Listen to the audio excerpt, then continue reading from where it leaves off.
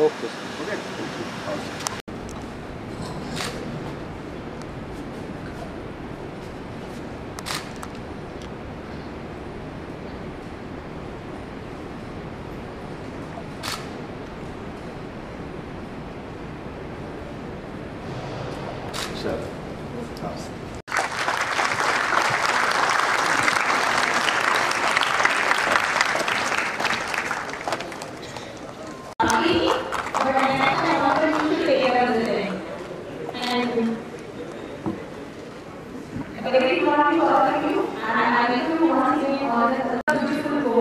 Difficulties in your life don't come to destroy you, but help you to realize your hidden potential and power. Let difficulties request Chief Coordinator of this program to welcome our eminent speaker, Professor S.D. Charan, by presenting a flower.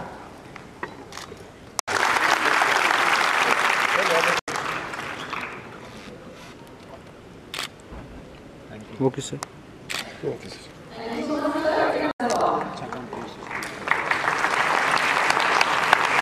सुबह सवेरे लेकर तेरा नाम प्रभु, करते हैं हम शुरू आज का काम प्रभु।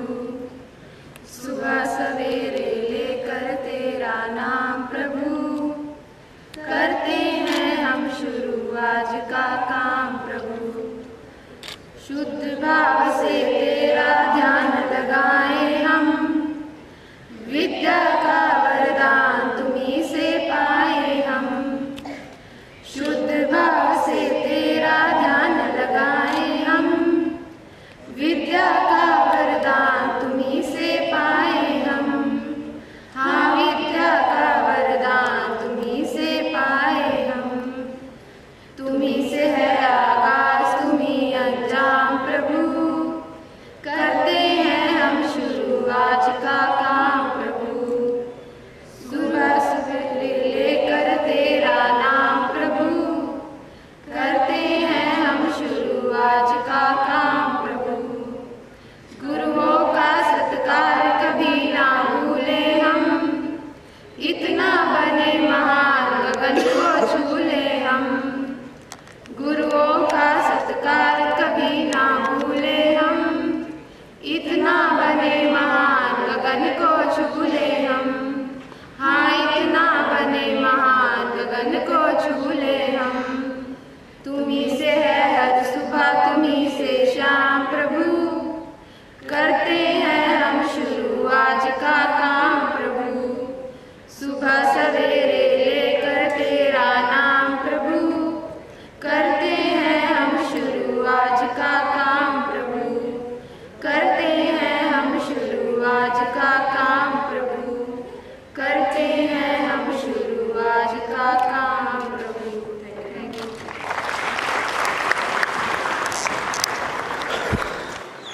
Thank you so much, बच्चों. We have Professor S.D. Charan as our eminent speaker for this session. So before I invite sir for his talk, I would like to give a brief introduction about his profile. Professor S.D. Charan, Chairman, National Committee, Universal Human Values, AICT, New Delhi. And currently sir is working as Chairman, BOG, School of Planning and Architecture, Bhopal.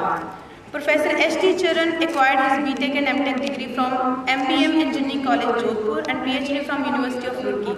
During PhD, he is recipient of prestigious Khosla Award, Research Award for 2 consecutive years for his excellent research work. Professor Charan has a vast experience of 35 years in technical education, research, planning, and development and university administration. He has been professor since 2005 and held various academic positions like Dean Student Welfare, Dean Faculty of Engineering and Architecture, Dean Academic Affairs, HOD Civil Engineering, and he was one of the key persons for the establishment of RTU Kota. Currently, he is Chairman, National Committee, Universal Human Values, AICT Delhi. He was founder, Vice Chancellor of Bikaner Technical University, Bikaner, from April 2018 to 2021. One of the significant contributions of Professor Charan to the technical education of Rajasthan is the introduction of Universal Human Values and Ethics as mandatory course for the students. Hundreds of teachers and thousands of students have been trained through week-long workshops on UHV. He is significantly contributing in induction of UHV in technical education at national level. He has been awarded as Visionary Leader 2020 by Institute of Engineers India for his contribution in UHV. Government Governor for selection of faculty and AICTE and UGC nominee for approval extension of universities. He is one of the core member of National Coordination Committee of Student Induction Program of AICTE New Delhi for promotion of art, culture and values in the students. He has been nominated as member of Board of Management of AIIMS Jodhpur by Government of India. He has published many research papers in international and national journals. He is a leading consultant in the field of civil engineering and have designed high embankments using mining waste and thermal waste for important highway projects of East-West corridor. So with these words, I would like to invite Sir for his address, and please give him a big round of applause.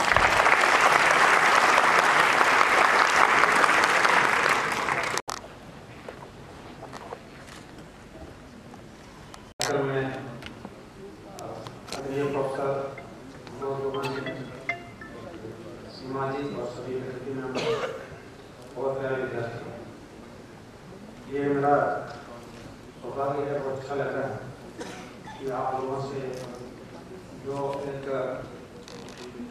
Career के नए पातान से नई शुरुआत करने जा रहे हैं, उनसे इस तरह की बात करने का मौका मिल रहा है।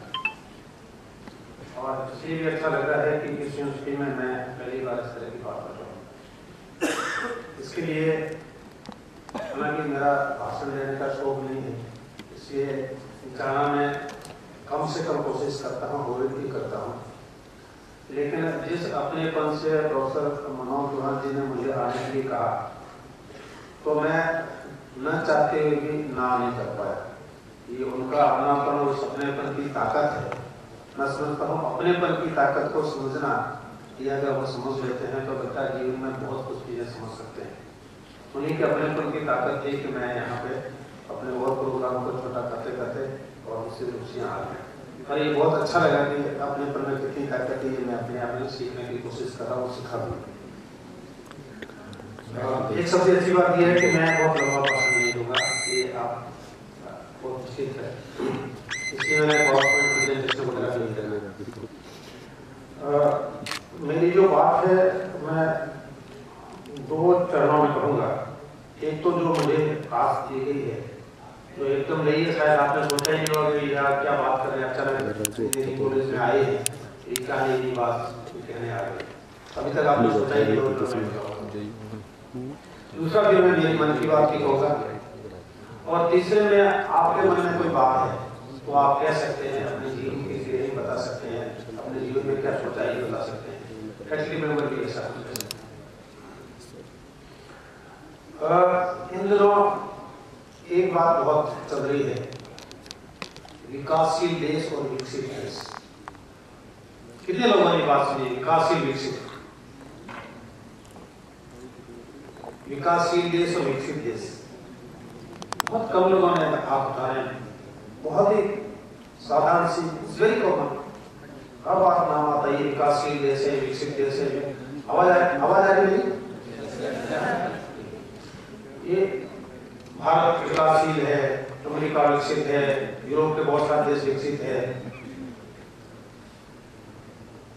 चलो नहीं सुनी है तो अब आप तो चूंकि इंजीनियरिंग कॉलेज में आ गए हो और आगे आपकी जिम्मेवारी है ये विकासशील और विकसित क्या है, उसमें आपका क्या योगदान हो सकता है। तो पूरे संसार में देशों को इस तरह से बांटा गया है कि कोई विकासशील है, कोई विकसित है। यानी जो अपेक्षित विकास हो जाना चाहिए था, जिन्हें हो चुका है, उनको विकसित किया गया। जो अभी लाइन में लगे हुए हैं, कोशिश कर रहे हैं, उनको विकासशील कहा। तो विकसित देश के कुछ पैमाने रखे गए। एक तो यह है कि उसके प्रति व्यक्ति आय कितनी है, दूसरा उसका ग्रोथ प्रोडक्शन कितना है, जिसको जीडीपी के नाम से जाते हैं, ग्रोथ डोमेस्टिक प्रोडक्ट जीडीपी के नाम से जाते हैं।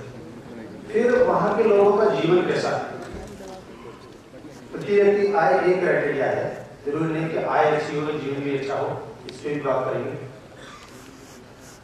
और भी क्राइटेरिया है, वहाँ हेल्थ का कैसा सिस्टम है हर व्यक्ति के लिए, वहाँ शिक्षा का क्या स्तर है, शिक्षा कैसी है, सर्विस सेक्टर जो होता है वो कैसा है।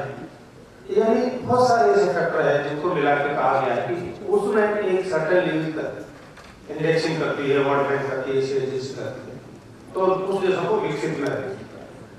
जैसे यूरोप के देश बहुत सारे, अमेरिका है विकसित में। एशिया के बहुत सारे देश, अफ्रीका के देश, भारत, इनको विकासशील देश यानी उन मापदंड को भी पूरा नहीं कर रहे। तो ये बहुत तेजी से नारा चल रहा है, आपने सुना हो तो। वर्तमान प्रधानमंत्री ने कहा है कि भारत को 2047 में विकासशील देश की बजाय विकसित देश बनाएंगे। भारत को 2047 क्यों देखा जाता हुआ था? 1947 यानी 100 साल पूरे होंगे। एक निर्णय लिया कि 100 साल में जो हमारी प्रगति होगी उसका जो मानक होगा वो भारत विकसित देश होगा। विकसित देशों की श्रेणी में उसमें आएगा। और अभी देश को आजाद हुए 2022 में 75 साल, तो 75 साल से लेकर 100 साल तक यानी आने वाले 47 तक इस काल को कहा अमृत काल। यानी हम अमृत प्राप्त करने की यात्रा में है और 2047 में जब 100 साल संपूर्ण हो जाएंगे हम अमृत की वेला में होंगे। यानी हमारा देश विकसित देश होगा, विकासशील की बजाय विकसित देश होगा।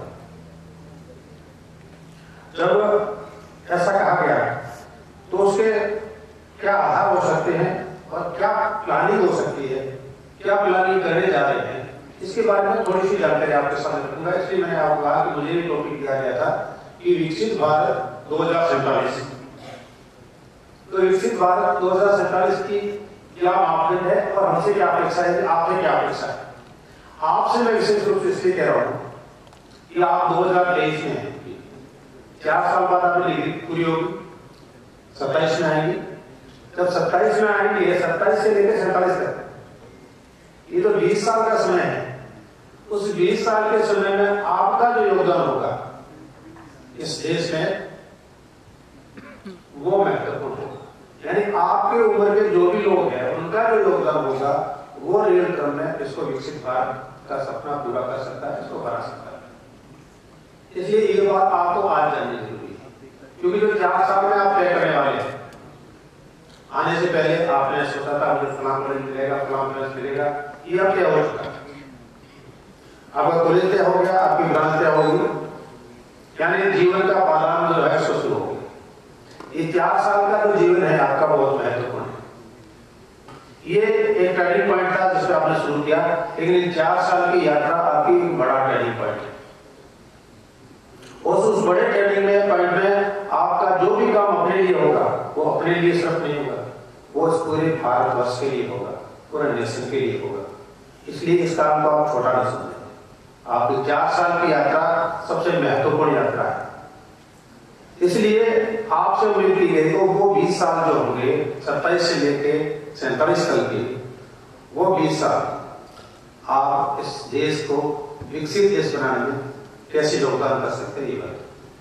अब जब ये सोचा कि विकसित देश होगा तो ऐसा विचार कैसे आया, तो थोड़ा सा बैकग्राउंड में जाते हैं कि क्या ऐसी उम्मीद की गई कि भारत विकसित हो सकता है। हम बहुत पीछे जाते हैं हिस्ट्री में।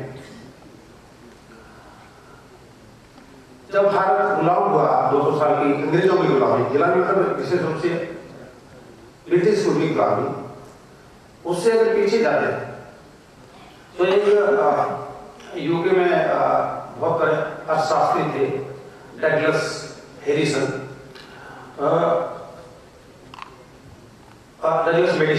डगलस मेडिसन की अध्यक्षता में एक कमेटी बनी कि राष्ट्रों का पिछले टाइम में विकास करना होगा, पिछले मिलेनियम में किस तरह से विकास हुआ। कमेटी बनी, उस कमेटी ने पूरा स्टडी किया कि पूरे संसार में कहाँ किस देश ने कितना योगदान किया, कैसा विकास किया, क्या नहीं किया, ऐसा उन्होंने स्टडी की और स्टडी करके उन्होंने रिपोर्ट दी।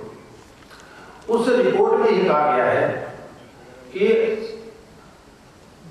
1580 तक जो भारत की अर्थव्यवस्था का संसार की अर्थव्यवस्था में जो योगदान था वो लगभग 25% था। पूरे संसार का जितना विकास होता है उसमें अकेले देश का विकास 25% था। और जब 1947 में देश आजाद हुआ उससे थोड़ा सा पहले 1900 में देखें तो भारत का विकास संसार में सिर्फ 2% रह गया। आप देखें अंग्रेजों की गुलामी से पहले संसार की अर्थव्यवस्था में भारत का योगदान लगभग 25% था, किसी टाइम तो 30% भी था। यानी अकेले देश का इतना बड़ा योगदान, आप समझ सकते हैं कि भारत का योगदान कितना रहा होगा। एक ये उदाहरण हमारे मन में था कि भारत एक विकसित देश हो सकता है, क्योंकि ये पहले भी इतना बड़ा योगदान देता है। किसी अकेले देश का योगदान 25% 30% होगा। और 2022 में अभी हमारा योगदान जो जीडीपी के रूप में देखते हैं, अभी हमारा योगदान 7.2 है। कहां 25% और कहां 7.2। और 2023-24 में इलेक्शन रखा गया है कि 16% हमारा योगदान बने। तो ये मोटा मोटा विचार था कि क्या विकसित बन सकता है, तो एक आधार ये था विकसित बनने का कि ये पहले रहा है और राष्ट्र का योगदान पूरे संसार में रहा है। दूसरा, और मुझे शायद ऐसा भी लगता है कभी कभी कि जब वास्को डी गामा यहाँ आए, इन्होंने कहते हैं इंडिया की खोज की, और जो समुद्र किनारे आया तो उनकी नाव लगभग टूट चुकी थी, बहुत शायद थी, तो उन्होंने हिंदुस्तान के किसी व्यक्ति से सहयोग मांगा कि भाई हमारी नाव, मेरी नाव खराब हो गई है, मुझे दाद। तो उन व्यक्ति ने उनको एक जहाज दिया। उस जहाज की साइज, उस वास्को डी गामा की जहाज की साइज से 5 गुना ज्यादा, 5 गुना। यानी जो जहाज सबसे बड़े जहाज को लेकर निकला होगा जब देश की खोज करने निकला है, तो उस जहाज से हमारे यहाँ 5 गुना जहाज उसके पास था। कोई बड़ा व्यापारी रहा होगा, गुजराती रहा होगा निश्चित रूप से, जो भारत से आगे अरब और अफ्रीका में व्यापार करता होगा। तो ये हमारा इतिहास मैं बताना चाह रहा हूँ कि ये भाव था, ये व्यवस्था थी, ये स्थिति थी देश की, जिससे लगा कि ऐसा कुछ हो सकता है, हम कर सकते हैं। भारत को सोने की चिड़िया कहते हैं। मैंने कहीं पढ़ा कि जो लोग यहाँ से व्यापार करने जाते थे, जैसा कि 25 से 30% योगदान था पूरे संसार में, और इतने बड़े बड़े उनके पास जहाज थे, ज्यादातर सब समुद्र के रास्ते से व्यापार होता था। तो जब माल बेच के वापस आते थे तो अक्सर वो सोना लेके आते थे। इसलिए हमारे देश में सोना का भंडार, और सोना एज ए रिजर्व के रूप में भी रखा जाता है। जैसे आजकल तो एफडी में रखते हैं, बॉन्ड खरीदते हैं, वो सिस्टम नहीं था। अगर आपके पास प्रॉपर्टी है, प्रॉपर्टी मतलब सोना। और शायद यही कारण रहा होगा कि भारत को सोने की चिड़िया कहते हैं। जो भी व्यवहार करके यहाँ पे माल जाता था, उसमें सोना नहीं था, इसलिए शायद सोने की चिड़िया कहते हैं। एक ये भाव निश्चित रूप से जब प्रधानमंत्री ने घोषणा की होगी कि हमारा देश 2047 तक विकसित देश बनेगा, तो उनके मन में ये रहा था कि ये विकसित था, इसलिए विकसित बन सकता है। दूसरी बड़ी बात, जब यहाँ पे इंग्लिश स्कूल बन गया, उन्होंने देखा कि हम इसके यहाँ पे कैसे शासन कर सकते हैं। निश्चित रूप से आपने जितनी भी इसकी साधारण सी जानकारी रखी है, वो ईस्ट इंडिया कंपनी से सदा बामन में आता है कि कोई एक व्यापारी कंपनी होगी, और व्यापारी कंपनी ही थी ईस्ट इंडिया के नाम से। वो व्यापार करने आई, धीरे धीरे व्यापार करते करते उन्होंने उनके राज करना शुरू किया।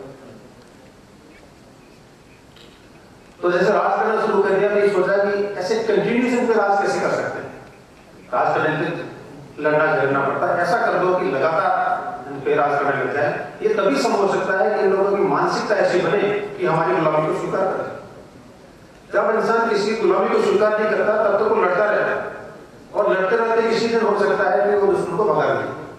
तो ये गुलामी की हमारी इनकी मानसिकता गुलामी की बन जाए, और उनकी दास्तान जो है इस तरह से बने कि हमारी बात को मानने लग जाए। तो क्या हो सकता है?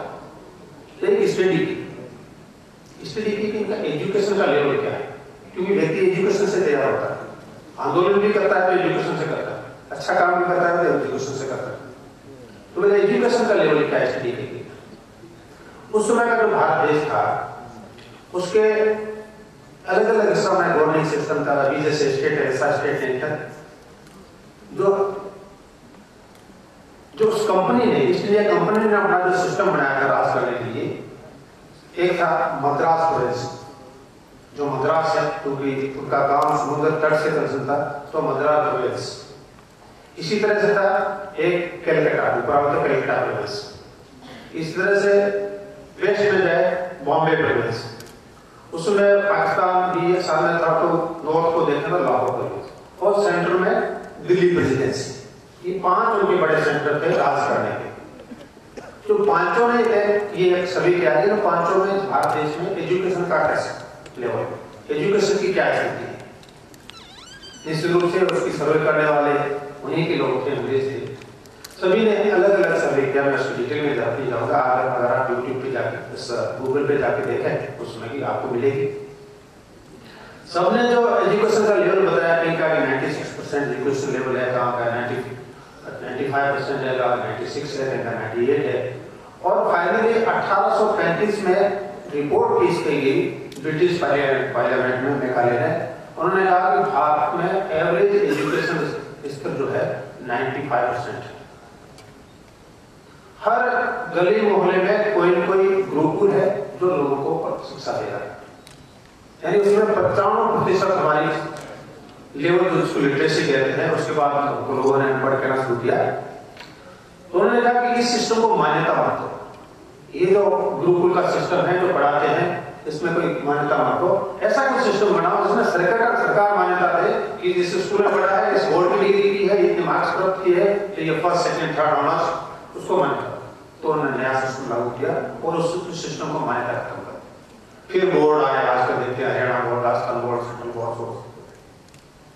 तो जो कुछ हमारे एजुकेशन का सिस्टम था अनफॉर्मल, वो सारा कुछ खत्म हुआ। और धीरे धीरे जब 1947 तक आए तो मोटा मोटा अनपढ़ लोगों की गिनती मानी। यानी ये भारत के 2 स्ट्रॉन्ग पॉइंट थे कि वो पढ़ाई में था और दूसरा व्यापार में था। मुझे लगता है कि इन 2 प्रमुख पॉइंट को ध्यान में रखते हुए प्रधानमंत्री जी ने सोचा है कि हमारा देश दोबारा विकसित भारत बन सकता है। अब चूंकि विकसित भारत बन सकता है, विकसित की कुछ परिभाषा है, जैसा मैंने कहा कि आय कितनी होनी चाहिए, जीडीपी कितनी होनी चाहिए, ग्रोथ डोमेस्टिक प्रोडक्ट, जो हमारे काम में आते हैं जो प्रोडक्ट, उनका प्रोडक्शन होता कितना है, दाल सब्जी आटा से लेकर सब, ग्रोथ डोमेस्टिक प्रोडक्ट, उसका एक इंडेक्स निकालते हैं। तो ग्रोथ डोमेस्टिक प्रोडक्ट एक पैरामीटर है। फिर पृथ्वी की आय की पैरामीटर है। अमेरिका में एक पैरामीटर ये रखा है कि आप कितनी एनर्जी कंज्यूम करते हैं। आप देखिए कितना नेगेटिव पैरामीटर है, जहां हम एनवायरमेंट की बात करते हैं कि हम कम से कम एनर्जी कंज्यूम करेंगे तभी एनवायरमेंट सस्टेनेबल हो सकते हैं। अगर हमको कहीं विकसित होने का मापदंड ये है कि आप एनर्जी कितनी कंज्यूम करते हो, तो निश्चित रूप से हमारा भाव ऐसा बने कि ज्यादा से ज्यादा एनर्जी को कंज्यूम करो। तो इस तरह के पैरामीटर उन्होंने, तो अभी जो उस पैरामीटर के आधार पर विकास में भारत का योगदान है, भारत 5वें स्थान पे आता है। पहले स्थान पे अमेरिका है, फिर जापान है, जर्मनी है, फ्रांस है, भारत। भारत की जो अभी जीडीपी है वो उसी के हिसाब से तो बहुत नीचे आता है, लेकिन टोटल उसकी इकोनॉमी कितनी बड़ी है, तो इकोनॉमी है 3.75 ट्रिलियन। तो इकोनॉमी के लिहाज से भारत 5वें नंबर पे आता है। अमेरिका पहले नंबर पे आता है, उसकी बहुत ज्यादा है, जापान की भी बहुत ज्यादा है, लेकिन फ्रांस और जर्मनी की जो टोटल इकोनॉमी है वो भारत के आसपास है। तो प्रधानमंत्री ने ये हमको सबको एक टारगेट दिया है कि अगले साल तक, 1 साल में हम 3रे नंबर पे आ जाएंगे, यानी इन 2 को हम क्रॉस कर लेंगे। अमेरिका जापान तो बहुत दूर है, लेकिन इन 2 को क्रॉस करेंगे तो टोटल जो इकोनॉमी है संसार में तुलना करें कि देश की इकोनॉमी कितनी है, उसको मनी के टर्म्स में बात करें तो 3.75 ट्रिलियन इकोनॉमी इंडिया की, अभी 5वें नंबर पे है। 1 साल में उसको 3रे नंबर पे लाने का सोचा गया है। अब जब ये सोचा गया कि 3रे नंबर पे लाएंगे तो 3रे नंबर पे आएंगे कैसे, उसका एक सिस्टमेटिक प्लान बना है। उसकी थोड़ी सी जानकारी आपके सामने रखना चाहूंगा। मैंने कहा आपके सामने इसलिए रखूंगा कि इस डिग्री करने के बाद के जो 20 साल है उसमें आपका बहुत महत्वपूर्ण, और वो महत्वपूर्ण योगदान तभी हो सकता है कि 4 साल में आप अपने आप को तन मन और संकल्प के साथ तैयार करें कि हमको उसका ऐसा बनाना। आपका हर काम हर कदम सिर्फ आप खुद के लिए नहीं होगा, सिर्फ परिवार के लिए नहीं होगा, वो संपूर्ण राष्ट्र के लिए भी होगा। कि हमारा जो कुछ भी काम है वो राष्ट्र के लिए है, और जो राष्ट्र का काम है हमारे, हम कर लेता है हम व्यक्तिगत कर रहे हैं, लेकिन व्यक्तिगत के साथ हम पूरे राष्ट्र के लिए कर रहे हैं। तो उसके लिए उन्होंने कुछ मिशन दिया, कुछ जानकारी इसकी मैं आपके सामने रखता हूँ। क्योंकि 2022 से लेके और 2047 25 साल उम्र था। 21 में स्वतंत्रता दिवस उन्होंने एक स्लोगन दिया, प्रधानमंत्री जी ने स्लोगन दिया कि सबका साथ, सबका विकास, सबका विश्वास और सबका प्रयास। अब देखें ये 4 शब्द नहीं है, इन सब शब्द का अगर आप एनालिसिस करें, व्याख्या करें, देखें तो महत्वपूर्ण। एक तो सबका साथ, यानी everyone is required to contribute. जब सब लोग साथ नहीं होंगे तो विकास नहीं हो सकता। फिर सबका विकास, आप किसी एक सेक्टर का विकास कर लें, चाहे एक वर्ग का कर लें, व्यापारी वर्ग का कर लें, किसान वर्ग का कर लें, मजदूर वर्ग का कर लें, या अन्य किसी वर्ग का कर लें, तब सबका विकास। इसलिए सबका विकास, और इस सबके विकास में सबका प्रयास, और वो प्रयास तभी होगा तो सबका विश्वास होगा। इन 4 शब्दों में सबका साथ, सबका विकास, सबका विश्वास और सबका प्रयास। मैं एक छोटी सी घटना की, विश्वास और प्रयास की छोटी सी घटना, गंभीर घटना आपके सामने रखता हूँ। आप में से बहुत से लोगों ने जो गांव से आए उन्होंने देखा भी, जीवन देखा होगा। मैं क्योंकि एक छोटे से गांव से आता हूँ, इसलिए मैंने गांव का जीवन देखा है। और मैं एक ऐसे गांव से आता हूँ, राजस्थान का नाम आपने सुना है, तो राजस्थान का नाम सुनते ही दिमाग में तस्वीर आती है कि वो डेजर्ट होगा, जहाँ बरसात नहीं होगी, पानी नहीं होगा। ऐसा है। अभी जहाँ मैं रहता हूँ कोटा में, वहाँ सब कुछ पर्याप्त है, नदी है, नहरें हैं, एनर्जी के सारे सोर्सेस है, थर्मल है, हाइट है, इलेक्ट्रिकल है, इवन परमाणु भी है, सब कुछ जितने भी सोर्सेज हो सकते हैं वो सभी है। लेकिन हम कल्पना करें जोधपुर और उससे आगे towards Pakistan border, west border, वो that is real picture of desert. जिसको डेजर्ट करके जो कल्पना आती है, अगर आप फिल्मों में देखते हैं तो वो जैसलमेर आपको देखती टीवी वगैरह देखते। मैंने अपने जीवन में देखा है कि पानी सबसे बड़ी स्केर्सिटी। पानी निकालने हैं कम से कम 200 फीट से 300 फीट नीचे से पानी निकाला जाता है। अगर आप 300 फीट अगर पानी निकालना है, इलेक्ट्रिक सिस्टम नहीं है, मोटर लगाए निकालना, अगर निकालना है तो उसको हाथ से खींचते, रस्सी से बाल्टी नीचे जाती थी, बाल्टी से, नोट बाल्टी नहीं होती थी, अलग से सिस्टम होता था, नीचे जाता था, उसको खींच के बाहर आ सकते थे। आप कल्पना करेंगे एक आदमी इसको खींच सकता है? एक आदमी नहीं खींच सकता। 250 मीटर नीचे से अगर खींच के मटका पानी भी लाना है, घड़ा भी पानी लगता है, एक आदमी नहीं खींच सकता। उसको खींचने के लिए कुछ साधन चाहिए, ऊंट चाहिए, बैल चाहिए, तो ऊंट से बैल से निकालता। जब इस तरह से इतनी मुश्किल से पानी निकालते थे तो उसका उपयोग भी वैसा ही करते थे, उसकी सेफ्टी सिक्योरिटी का ध्यान भी वैसा ही रखते थे। और मैंने देखा कि घर के जो लोग हैं, कम से कम एक व्यक्ति पूरे दिन सिर्फ पानी मैनेजमेंट का काम करता है। घर के लोगों का पानी पिलाना, उसके पशुओं को पानी पिलाना, पूरा एक व्यक्ति पूरे टाइम ये काम होता है। और अगर एक व्यक्ति इसको पानी निकालता है, अकेला पानी निकाल भी नहीं सकता।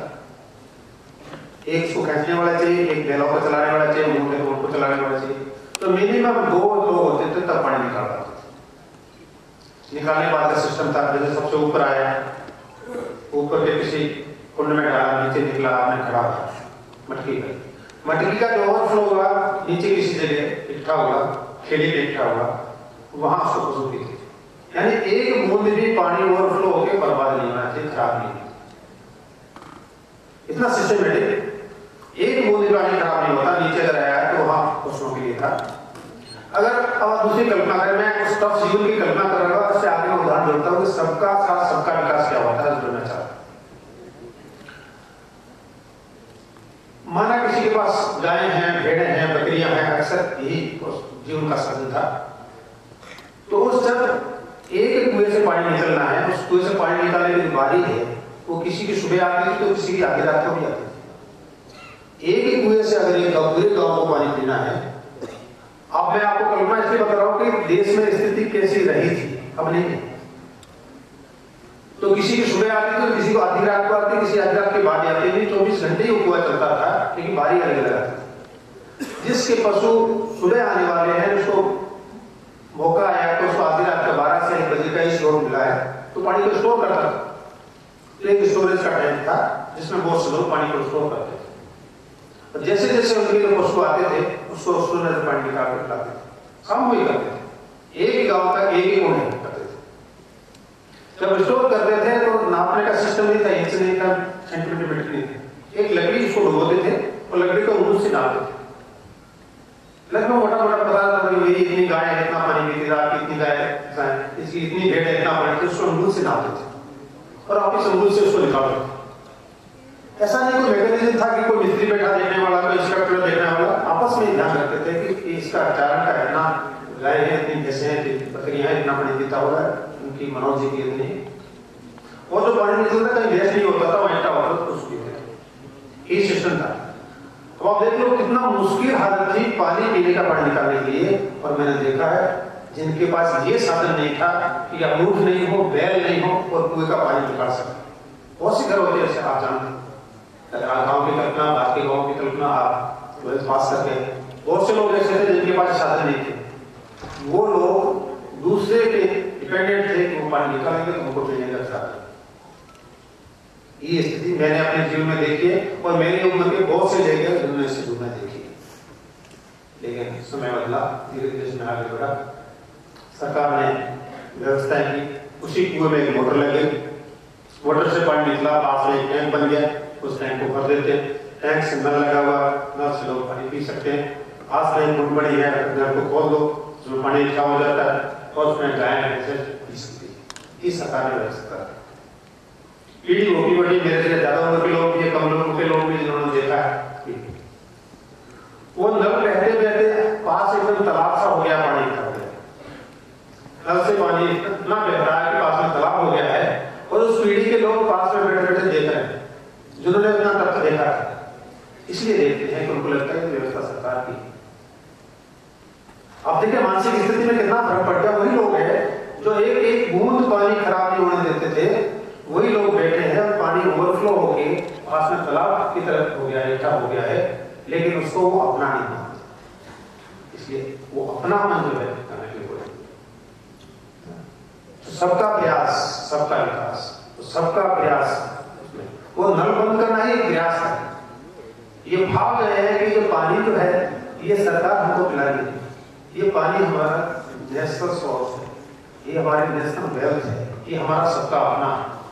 आज आप देखते हैं पानी के लिए कितना चिल्ला रहा है, लेकिन वो लोग महसूस नहीं कर रहे कि ये मेरी जिम्मेवारी है। इस 4 स्लोगन में बात की। एक उदाहरण आपके सामने रखूंगा। तब सरकार ने महसूस किया कि इस तरह से जब व्यवस्था तो बहुत अच्छी करे, लेकिन व्यवस्था में लोगों का अपनापन नहीं है।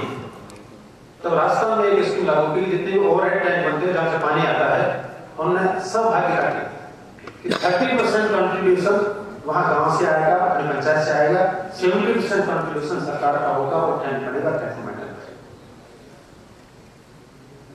मुझे लगता है कि जो भाव है अपने मन का भाव, ये बहुत ही महत्वपूर्ण चीज है। इस बात को आपको समझना है। ये सारे हमारे नेशनल रिसोर्सेज है, हमारे राष्ट्रीय संपत्ति है, उसका हम सदुपयोग कर रहे हैं तो हम अपने आप की जिम्मेदारी को संभालें। तो मुझे लगता है कि पहला मंत्र तो दिया, जब ये पहला मंत्र दिया 2021 के भाषण में आया 2022, इस मंत्र को आगे कैसे दें? तो 2022 में जब से मंत्र का शुरू होता है, 2022 में उन्होंने एक नया मंत्र दिया, उसको कहते हैं पंच प्राण, 5 डिटरमिनेशंस, संकल्प, 5 संकल्प, पंच प्राण। उस 5 प्राण में क्या कहा? एक तो भारत को विकसित देश बनाएंगे। ये तो पहले मैंने जो बताया वो सबका विकास, सबका प्रयास, सबका साथ, ये बैकग्राउंड था, ये माहौल बनाया 21 में। 22 में उन्होंने कहा इसको करेंगे कैसे, एक्शन प्लान। एक्शन प्लान में ये कहा 5 बातें करेंगे। पहला विकास विकसित भारत बनेगा कि हमारा टारगेट 2047 हमको विकसित भारत बनाना है, जो विकसित देश है, जैसे हमारा देश दिखाना चाहिए। ये टारगेट देश के सामने का। फिर दूसरा महत्वपूर्ण बात ये कि गुलामी की मानसिकता से मुक्ति, गुलामी की मानसिकता से मुक्ति अपने भूतकाल पे गर्व, चौथा आपस में एकता, और पांचवा कार्य के प्रति स्वयं की जिम्मेदारी। आप एक एक वाक्य को देखें। टारगेट विकसित भारत, उसको करने के लिए हमारी जो गुलामी की मानसिकता है उससे मुक्ति, और अपने भूतकाल पे गर्व, और फिर उसके साथ में सब ये करें, और अपनी जिम्मेदारी, अपनी अपनी जिम्मेदारी। हम दूसरे की जिम्मेदारी की बहुत चर्चा करते हैं, सिर्फ अपनी अपनी जिम्मेदारी समझ ले, उसको निर्बंध कर ले। मैं गुलामी की मानसिकता के उदाहरण आपके साथ रखता हूं। हम सब जब, हम तो नहीं, जब जिस एज में आप जो स्कूल में पढ़े, जब अंग्रेजी सीखने लगे, ABCD सीखने लगे, तो जब जेंटलमैन का उदाहरण देते हैं, तो जेंटलमैन क्या होता है? तो जेंटलमैन के उदाहरण में एक व्यक्ति होगा, हैट लगाए हुए होगा, ऐसा ही लगभग जैसे आप जेंटलमैन, उनको लगता है ये जेंटलमैन है। जेंटलमैन तो ऐसा होगा। आचार्य डॉक्टर धर्मवीर हुए, उन्होंने शिक्षा की बहुत सी किताब लिखी, द ब्यूटीफुल ट्री। आप कभी खाली समय में उसको पढ़ना, आपको नेट में मिल जाएगी, द ब्यूटीफुल ट्री। उन्होंने हमारी शिक्षा व्यवस्था को किस तरह से खत्म हुई, हमारी गुलामी की मानसिकता कैसे बनी, उसका उदाहरण दिया। उन्होंने कहा किस तरह से शिक्षा से धीरे धीरे हमको गुलाम बनाया गया। जैसा आपने आपको जेंटलमैन का उदाहरण दिया, तो जेंटलमैन का शब्द आते ही हमारे मन में, बच्चे के मन में निश्चित रूप से वही तस्वीर आएगी कि जो हैट लगाया होगा, टाई लगाया होगा, वो जेंटलमैन है। ये जो धोती पहने हुए, कुर्ता पहने हुआ है, जेंटलमैन है। फिर जैसे स्कूल में एक बच्चा गया, वो बेंच पे बैठता है, स्कूल में बैठता है, वापस आके घर लेता है, तो वहां दरी पे बैठते सभी लोग, खाना भी दरी पे खाते हैं, बड़े बड़े सेठ जी भी दरी पे बैठते, उनको लगता है बेंच पे बैठना ही जेंटलमैन। फिर जब खाना खाते हैं, टेबल है, चेयर है, उनको लगता है ये जेंटलमैन है, ये जीने का तरीका, ये समझने का तरीका है। तो धीरे धीरे धीरे हमारी सारी संस्कृति खत्म हो। बहुत सुंदर तरीके से डॉक्टर धर्मवीर ने लिखा है, और महात्मा गांधी ने भी कहा है कि अंग्रेजी शिक्षा ने हमारी संपूर्ण संस्कृति को नष्ट किया। वो उसके बिल्कुल खिलाफ, उन्होंने हमेशा कहा कि हमारी पढ़ाई हमारी अपनी मातृभाषा में। तो ये जो मानसिकता धीरे धीरे बनी, हमारी सबकी धीरे धीरे बनी, और अब ये स्थिति ये है कि हमारे सामने हमारे देश को गाली देने वाले लोग आते हैं, बात करते हैं। हमने जब पढ़ते थे तभी देखा, हॉस्टल में बाहर के कंट्री के लोग रहते हैं, इंडिया की बुराई करते हैं, हम सब लोग सुनते थे, सभी लोग सुनते थे। हमारे अपने लोग भी हमारे देश की बहुत बुराई करते थे, भारत भी नहीं, भारत भी नहीं, भारत ऐसा है। ये जो मानसिकता है, इस मानसिकता से मुक्ति, विकासशील देश तभी बन सकता, विकसित तभी बन सकता है कि इस मानसिकता से मुक्ति, और हमारा पुराना जो गौरव रहा, इतिहास रहा है, गौरव रहा है, उस पर गर्व करना। जैसे उन्होंने आर्थिक रूप से कहा कि हम वो लोग थे जो 25 से 30% योगदान था हमारे संसार की, हम वो लोग थे जो 95% लोग पढ़े हुए थे, हम वो लोग थे, हमारा अपना संस्कार था, हमारी संस्कृति थी। तो इन 5 मंत्र से उन्होंने बहुत ही महत्वपूर्ण बात कही कि हम शिक्षा में आगे थे, हम व्यापार में भी आगे थे, और शिक्षा व्यापारी नहीं, हम शिक्षा के रूप में हम विश्व गुरु भी थे। तो इस बात का एहसास, इस बात का भाव हमारे मन में हो, इस तरह से हम आगे बढ़ते हैं। तो हमारी जिम्मेवारी क्या है? इस सारे में हमारी भी जिम्मेवारी है, आपकी तो जिम्मेवारी है। किसी व्यक्ति ने मेरे को एक बात पूछा कि देशभक्ति क्या है, आप साधारण सा उदाहरण बताओ। एक तो देशभक्ति बड़ा साधारण प्रैक्टिकल उदाहरण बताओ, देशभक्ति क्या है। हमने कहा अब जिस कमरे में रहते हो, वहां से जाते हो, अगर लाइट बंद करके जाते हो, पंखा बंद करके जाते हो, देशभक्ति। कहीं पानी नीचे गिर रहा है, फालतू नल चल रहा है, उसको बंद किया, देशभक्ति। मैं जिस इलाके में रहता हूँ, कोटा में था पानी। एक मैं देखा गांव में, मैं जा रहा था तो एक हैंडपंप लगा हुआ है, हैंडपंप चलाने में जोर लगता है, तो उन्होंने इलेक्ट्रिकल सिस्टम से कर दिया, इसमें मोटर लगा दी, इलेक्ट्रिकल सिस्टम से कर दिया, और जैसे उसको ऑन करो वो चलना शुरू हो जाए। अक्सर लोग उसको ऑन करके चले जाते हैं, अपना घड़ा भरा, अपना मटका भरा, उसको ऑन करके चले जाते। अब देखो हम कहां से कहां पहुंचे। उसको समय पे ऑन और ऑफ दोनों करना, ये भी राशि है, ये भी देश सकते। तो मुझे लगता है यहाँ हमारा रोल रेस्पॉन्सिबिलिटी क्या है, पूरे कंटेक्स्ट में, समाज के रूप में, देश के रूप में, और पूरी सृष्टि के रूप में, पूरी प्रकृति के रूप में हमारा रोल रेस्पॉन्सिबिलिटी क्या है, इसको समझना चाहिए। 5वां नंबर का है कि हर व्यक्ति अपने कार्य को ठीक कर ले, दूसरे के कार्य की एक्टिविटी में अपना समय निकाले, वो खुद कैसा कितना करता है, उसकी रोल और रिस्पॉन्सिबिलिटी क्या है, उसकी काम की गति, अगर ये कर ले ये 5 मंत्र। अब इन 5 मंत्र के साथ में पूरा रोड मैप तय किया कि इनको कैसे आगे बढ़ना। तो 22 के बाद 2023 का बजट आया। इस बजट में इसका पता लगता है कि हमारा रोड मैप कैसा हो सकता है। बजट में क्योंकि किसी भी बड़े देश में अगर आज की तारीख में किसी भी देश में अगर विकास को हासिल करना है तो टेक्नोलॉजी पे आधार कर सकते हैं। तो टेक्नोलॉजी को टॉप पे रखा कि टेक्नोलॉजी से सब कुछ हो सकता है।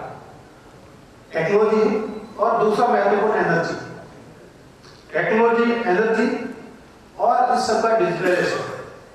जब तक डिजिटल सिस्टम नहीं बनता भारत जैसे बड़े देश में ये सारी व्यवस्था को लागू नहीं किया जा सकता। हमारे एक मित्र सऊदी अरेबिया घूमने गए, वापिस आए तो उन्होंने बहुत पढ़ाई की सऊदी अरेबिया में, तो ये इतना डिसिप्लिन है। हम एक बार एक टैक्सी में बैठ के जा रहे थे तो टैक्सी वाला अचानक रुक गया क्रॉसिंग पे। तो हमने देखा इधर उधर से गाड़ी तो आई नहीं, रुकियो, हमारे देश में अगर गाड़ी नहीं है तो निकल जाते हैं, गाड़ी है तो ही निकल जाते हैं। उसने कहा वो सामने कैमरा लगा हुआ, वो कैमरा देख लेगा कि इस लाइट थी वो निकल गया तो मेरे घर नोटिस आ जाएगा। तो दूसरा बोले आपने नोट नहीं, को उधर से एक पैदल आदमी आ रहा था, वो पहले जब पैदल वाला निकल जाएगा तभी मुझे निकलना, अगर उसको मैंने क्रॉस नहीं कर दिया तो मेरे नोटिस आ जाएगा। पहले नोटिस में तो फाइन होगा, दूसरे नोटिस में वार्निंग होगी और तीसरे में मेरा ड्राइविंग लाइसेंस खत्म हो जाएगा। ये सब कैसे हो रहा है? उस कैमरे से हो रहा है। ये मैं साधारण उदाहरण आपके सामने रखा कि जब हम बहुत बात करते हैं किसी की प्रशंसा की तो उसके पीछे जो आधार है टेक्नोलॉजी।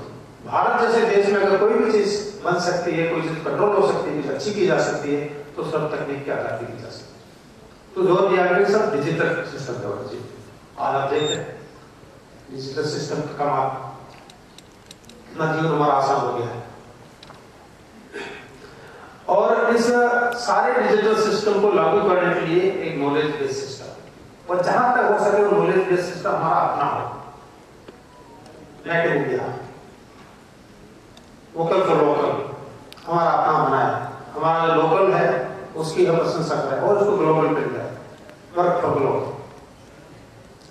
इस नॉलेज और टेक्नोलॉजी के साथ आगे तो 2023 में जो बजट आया उसमें किस किस एरिया में हम काम करेंगे उसको बोला सप्तऋषि सिद्धांत। मुझे लगता है कि बहुत आर्थिक रूप की बात है, लेकिन आपको इसकी थोड़ी सी जानकारी रखना जरूरी है जब भी आपका मन करे इसे डिटेल में जा सको। पहला हमने 4 बातें की, सबका साथ, सबका विकास, सबका प्रयास, सबका विकास, इन सब मानसिक रूप से तैयार हो।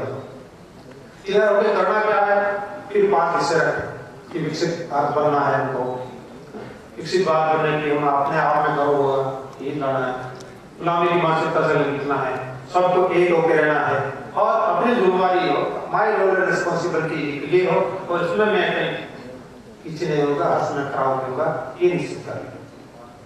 फिर इसको और लागू करने के लिए बजट में आया तो उन्होंने 7 सुधार दिए। इन 7 सुधारों के आधार पर काम का एक इंक्लूसिव डेवलपमेंट यानी सामूहिक विकास, फिर का leading to reach the last person, विकास कैसा जो लास्ट पर्सन है, जो गांव में है, गरीब है, मजदूर है, उस तक जो अगर पहुंचता है तो विकास। भारत जैसे देश में आपको लखपति, करोड़पति, अरबपति भी बहुत से लोग मिलते हैं, तभी तो हर आदमी वहां से व्यापार करना चाहता है। तो किसी भी सेगमेंट को तय करें कि मुझे इस सेगमेंट के लोगों में व्यापार करना है, इस इनकम ग्रुप के लोगों से व्यापार करना है, उन तक जा सकता है। वो कहते हैं लोअर मोस्ट तक जा सकता है वो सेगमेंट भी। भारत में सारे सेगमेंट अवेलेबल है।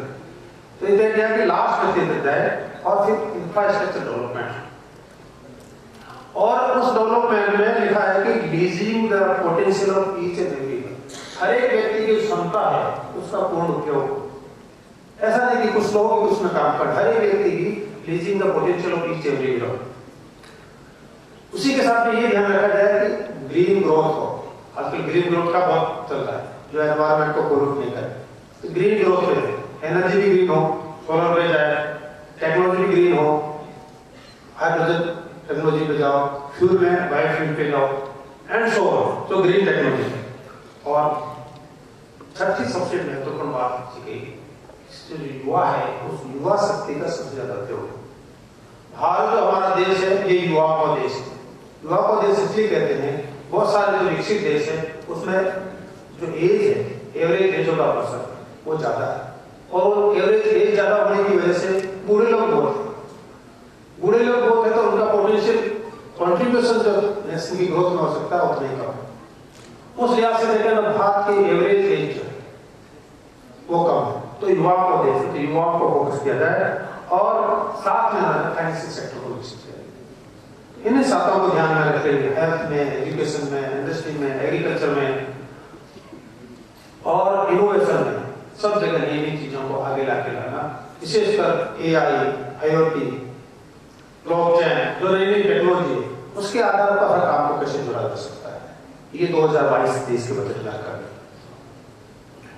इस 22-23 के बजट में जो बहुत सारी योजनाएं हैं, अगर आप नेट पे जाएंगे देखेंगे तो मैं छोटी सी जानकारी एक दो योजनाओं की आपके सामने रखना चाहता हूँ। मुझे लगता है कि थोड़ा इकोनॉमिक है, आपको बोली तो लग रही है कि आपको जानना जरूरी है और मेरे टास्क भी है कि आज आपको बताना है, इसलिए मैं आपको बता के रहूंगा। बहुत सारी योजनाएं हैं, एक विशेष योजना का मैं आपके सामने जिक्र करना चाहता हूँ कि 2047 में ये टारगेट रखा गया कि अभी जो हमारा कंट्रीब्यूशन है, इकोनॉमी है, वो सिर्फ 3.75 ट्रिलियन है, वो 35 ट्रिलियन की हो जाएगी। 35 ट्रिलियन डॉलर की हो जाएगी, ऐसा टारगेट रखा गया। ऐसे टारगेट के अंदर एक स्कीम का मैं जिक्र करूंगा, बहुत सारी स्कीम है आप देखते जाएगी। एक स्कीम मैं जिक्र करूंगा जिसका नाम है पीएम गति शक्ति योजना। आपने नाम सुना है पीएम गति शक्ति योजना? मुझे लगता है अब आप इंजीनियरिंग कॉलेज में आ गए हो, इंजीनियर बनने जा रहे हो, इसलिए आपको सारी विकास की योजनाओं को सुनना है, उसको ध्यान देना है। अब तक आपने सारा ध्यान इसलिए दिया कि हमको किस कॉलेज में किस ब्रांच में जाना है, लेकिन वो दौर आपका संपर्क हो चुका है, आगे की दौर में आ चुके हो, क्योंकि आगे के दौर में आ चुके हो तो ये सारी की सारी चीजें आपके आगे का रास्ता तय कर पाएंगे। जितनी इसके बारे में आपको जानकारी होगी उतनी आपको अपना भविष्य तय करने में, अपना करियर तय करने में और इस देश की विकास में, योगदान में अपने रोल रेस्पॉन्सिबिलिटी तय करने में आपको मिलेगी। एक योजना का जिक्र करता हूं जिसका नाम है पीएम गति शक्ति योजना। एक यूनिवर्सिटी भी बनी है, गति शक्ति यूनिवर्सिटी बड़ौदा, गुजरात में एक यूनिवर्सिटी बनी है, गति शक्ति university Baroda, government of India ने बनाई है, रेलवे ने बनाई है। आपने भारतमाला का नाम सुना? भारतमाला प्रोजेक्ट, भारतमाला का नाम नहीं सुना?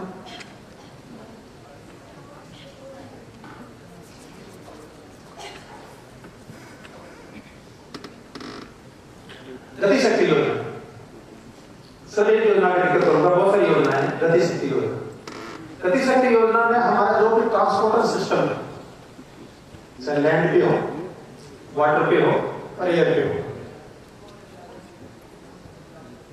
जो हमारा ट्रांसपोर्ट सिस्टम है, लैंड, वाटर, एयर, इन दोनों का कॉम्बिनेशन और इससे जुड़ा हुआ जितना उद्योग है, तो ट्रक की बात करो, ट्रक का उद्योग है। अगर आप एयरवेज की बात करो तो एयरवेज से जुड़ा उद्योग है, इससे जुड़ा हुआ सारा उद्योग, इससे जुड़ी सारी जितनी मिनिस्ट्री, सब मिनिस्ट्री को एक जगह है। ऐसा नहीं कि रेल लाइन का काम करने अलग लोग है और वहां रोड आ गया, वहां ब्रिज बन रहा है, दोनों डिपार्टमेंट में इस बात का झगड़ा हो रहा है कि तुम ये नहीं करोगे तो वो नहीं करोगे, पहले तुम ऐसे जमा करो फिर बाद में तुम जमा करो, सभी को एक जगह। तो उस योजना का नाम है पीएम गति शक्ति योजना। और उस पीएम गति शक्ति योजना में अगर रोड को देखें तो उसका नाम है भारतमाला, कि सड़कों का इतना विकास तो होना है, उस योजना का नाम भारतमाला। अगर आप ध्यान से देखें, नेट पे जाएं तो बहुत सारे हाईवेज बन रहे हैं भारतमाला। आप बॉर्डर पे चल रहे हैं, पूरे बॉर्डर आपको ऐसा बेहतरीन हाईवेज मिलेगा, इसका नाम भारतमाला योजना। हाईवे की जितनी प्रोजेक्ट है भारतमाला योजना के तहत। इसी तरह से सागरमाला योजना, जो पानी के रास्ते जो भी ट्रांसपोर्टेशन हो सकता है उसको बोला भारतमाला, और उसको बोला सागरमाला, नदी के थ्रू, समुद्र के थ्रू। सिर्फ दिल्ली से बॉम्बे तक सिर्फ मालगाड़ी के लिए अलग से कॉरिडोर बना, freight corridor, direct dedicated freight corridor कि माल की ढुलाई एक से डायरेक्ट, उसके लिए अलग बनता है। इन सारी की सारी योजना जिसके तहत आती है उसको बोला गति शक्ति योजना की। इसी तरह से जो एयरवेज में जाएगी उसका नाम दिया उड़ान। उड़ान का मतलब है उड़े यू देश का आम नागरिक, UDAN उड़ान, उड़े देश का आम नागरिक। अभी हमारे देश में कोई 141 एयरपोर्ट है, 21 और प्रोसेस में है, लाइन में है। और इस तरह से अगर देखें, हम हाईवे को देखें, अकेले हाईवे को देखें तो सिर्फ पिछले 23 चॉइस में एक साल में 13,800 किलोमीटर है ना, 13,800 किलोमीटर हाईवे सिर्फ एक साल में, और उसमें 2.81 लाख करोड़, लगभग 3 लाख करोड़ रुपए खर्च हुए। उसके अंदर जो टनल बन रही है और टनल पे कोई 2 लाख करोड़ रुपए सब टनल बनाने पे खर्च हुए। और इसी तरह से अगर हम रेलवे को देखें तो वंदे भारत का नाम आता है, हर कुछ दिन बाद एक नई वंदे भारत शुरू हो रही है। अभी वंदे भारत चेयर कार है, अगले स्टेप में वो स्लीपर बनने वाली है, अगले स्टेप में वो लोकल ट्रेन के रूप में और मेट्रो ट्रेन के रूप में बनने वाली है। ये जो कुछ नारा दिया है, जो कुछ योजना दी है, उसको कार्यक्षेत्र में बदल रहे हैं। लोगों को लगता है कि जब इतने सारे पैसा कहां से आया, जैसे कि बहुत सारे बोर्ड निकाले गए। एक का नाम है PPP, private public partnership, private means private party, private person, public means government, और इन दोनों की पार्टनरशिप।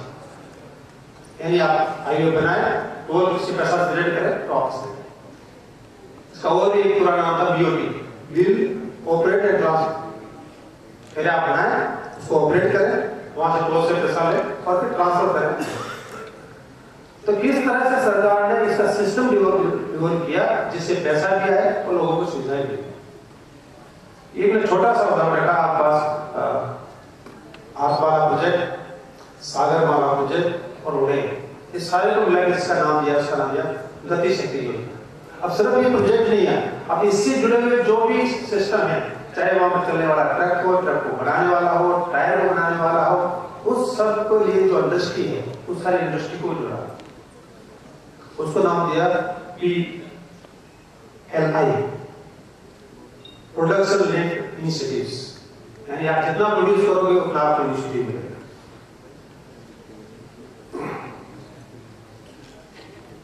अब एक सोच सकते हैं कि सड़क का कितना महत्व होता है। आपने शायद जीवन में कम महसूस किया हो, मैं अपने जीवन का एग्जाम्पल आपके सामने रखूं। सन 2000 में प्रधानमंत्री अटल बिहारी वाजपेयी सजे, उन्होंने प्रधानमंत्री ग्राम सड़क योजना का कंसेप्ट लिया, प्रधानमंत्री ग्राम सड़क योजना। उन्होंने कहा हाईवे वगैरह की बहुत बात होगी, हर गांव सड़क से जुड़ना चाहिए, हर गांव सड़क से जुड़ना चाहिए। इसलिए हो गया प्रधानमंत्री PMGSY। PMGSY बहुत ही प्रसिद्ध स्कीम हुई और उसके थ्रू हर गांव सड़क से जुड़ा। अब आप कल्पना करिए कि जब हर गांव सड़क से जुड़ता है तो गांव में होने वाला हर प्रोड्यूस, चाहे वो सब्जी हो, चाहे फल हो, चाहे दूध हो, उसको शहर तक पहुंचाना उसका आसान हो। यानी उस आदमी को भाग के शहर तक नहीं जाना पड़ता, उसका ये होता है वहां से शहर तक पहुंच सकता है। बहुत ही बड़ा जबरदस्त चेंज हुआ उसके बाद PMGSY।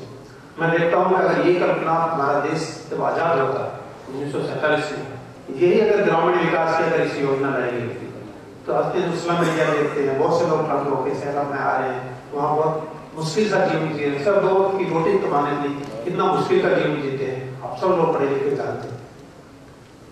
ऐसा नहीं कि बहुत बड़ा बिजनेस करने आए, बिजनेस करने लोग आते, अच्छी बात है। सिर्फ 2 वक्त की रोटी के लिए हजारों लाख लोग आते हैं। बहुत ही दुखद दृश्य हमारे सामने आया कोविड के समय। आप सिखे लोगों की याद मुझे बता रही, कोविड के समय जब कोविड की पहली लहर आई तब लगा कि जो जाने सब खत्म हो जाएगा, मर जाएगा। बड़े बड़े शहरों से लाखों लोग जैसी हालत में थे वो अपने गांव की तरफ आ गए। आप में से किसी को देखा हो, टीवी में देखा हो, न्यूज़ में लाखों लोग बॉम्बे से जा रहे हैं, आप मैद्रास से निकल रहे हैं, लोग बेंगलोर से निकल रहे हैं। अगर कोई राजस्थान का है बेंगलोर में बॉम्बे से भाग रहा है, वो हरियाणा का बॉम्बे से भाग रहा है, सड़कें सब बंद है, ट्रेन बंद है, लाखों मजदूर पैदल चल के अपने गांव को भाग रहे हैं। मुझे लगता है कि वो सिर्फ वहां थे, सिर्फ अपने 2 वक्त की रोटी के लिए, कोई बड़ा बिजनेस नहीं चला रहे थे। तो कैसा दृश्य है? अगर हमारा देश इतने वर्षों तक किसी व्यक्ति को 2 वक्त की रोटी के लिए भी अपना घर छोड़ के दूसरी जगह जाना पड़ रहा है, तो हमारे देश का क्या विकास है? ऐसा लगता है इधर से लगा कर लोग भागे अपना गांव के, तो मरे जाएंगे, अगर मरेंगे अपने घर जाकर। मैं समझता हूँ कि ये योजना प्रधानमंत्री ग्राम सड़क योजना पहले दिन से हमारे यहाँ आती, तो गांव का आदमी सब 2 वक्त की रोटी करने, सब मजदूरी करने के लिए नहीं कहते, अपना बिजनेस करने के लिए देता, हमारी और उन्नति के लिए अच्छा होता, लेकिन सिर्फ इस काम के लिए नहीं देता। बहुत बड़ी योजना डायरेक्शन प्रधानमंत्री 2000 दिया था, उसमें हाईवे और उसका जो नेक्स्ट वर्जन कर सकते हो, मच मोर एडवांस वर्जन कर सकते हो, वो पीएम गति शक्ति योजना। उसके लिए पूरी यूनिवर्सिटी बनी है, यूनिवर्सिटी के बैकग्राउंड को रिसर्च को कोऑर्डिनेट कर रही है। ये कुछ उदाहरण मैंने आपके सामने रखे। इस तरह की बहुत सारी योजनाएं हैं जिसमें आपका योगदान होना है, और इस योगदान के साथ जब आप आगे बढ़ेंगे तो निश्चित रूप से भारत एक विकसित राष्ट्र बनेगा 2047, ये पीएम का अपना सपना है। ये बात मेरे को आज कहने के लिए कहा गया था कि हमारी भारत की क्या योजना है, प्रधानमंत्री जितनी बातें जो विकसित है। अभी आपने देखा G20 का सम्मेलन था दिल्ली में, आपने किसी ने अगर वाकई देखा हो, आपका उजागर होगा, 2 लोगों का हमारे प्रधानमंत्री से मिलने का, हमारे अपनी संस्कृति को देखने का एक नजरिया बदल गया। हरे का उत्साह था कि किस तरह से उनसे मिलते हैं, किस तरह से बात करते हैं, हमें भारत को उस नजर से देख रहे हैं कि विकसित देश होने वाला है, या जिस स्थिति में विकासशील भी है इसमें पोटेंशियल बहुत है, संभावना बहुत है। ये एक माहौल बना है, उस माहौल का उपयोग करते हुए आपकी रोल है, रिस्पॉन्सिबिलिटी बहुत महत्वपूर्ण है, आपकी जिम्मेदारी बहुत महत्वपूर्ण है। 20 साल आप किस तरह से करते हैं। मैं जिस तरह का भारत देखता हूँ आने वाले 20 साल में, जिसकी अपेक्षा आपसे करता हूँ, ऐसा भारत हो जो आत्मनिर्भर हो। कोई भी आम चीज के लिए भारत अगर दूसरे देश में निर्भर है तो हमारा विकास हो सकता है, हाई एंड टेक्नोलॉजी पे हमको निर्भर करना पड़ सके, लेकिन आत्मनिर्भर।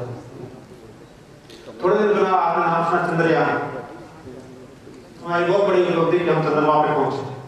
बहुत से लोग कहते हैं चंद्रमा पे पहुंच के हमें क्या हासिल करेंगे, ऐसा क्या मिलने वाला, ना खर्चा करेंगे।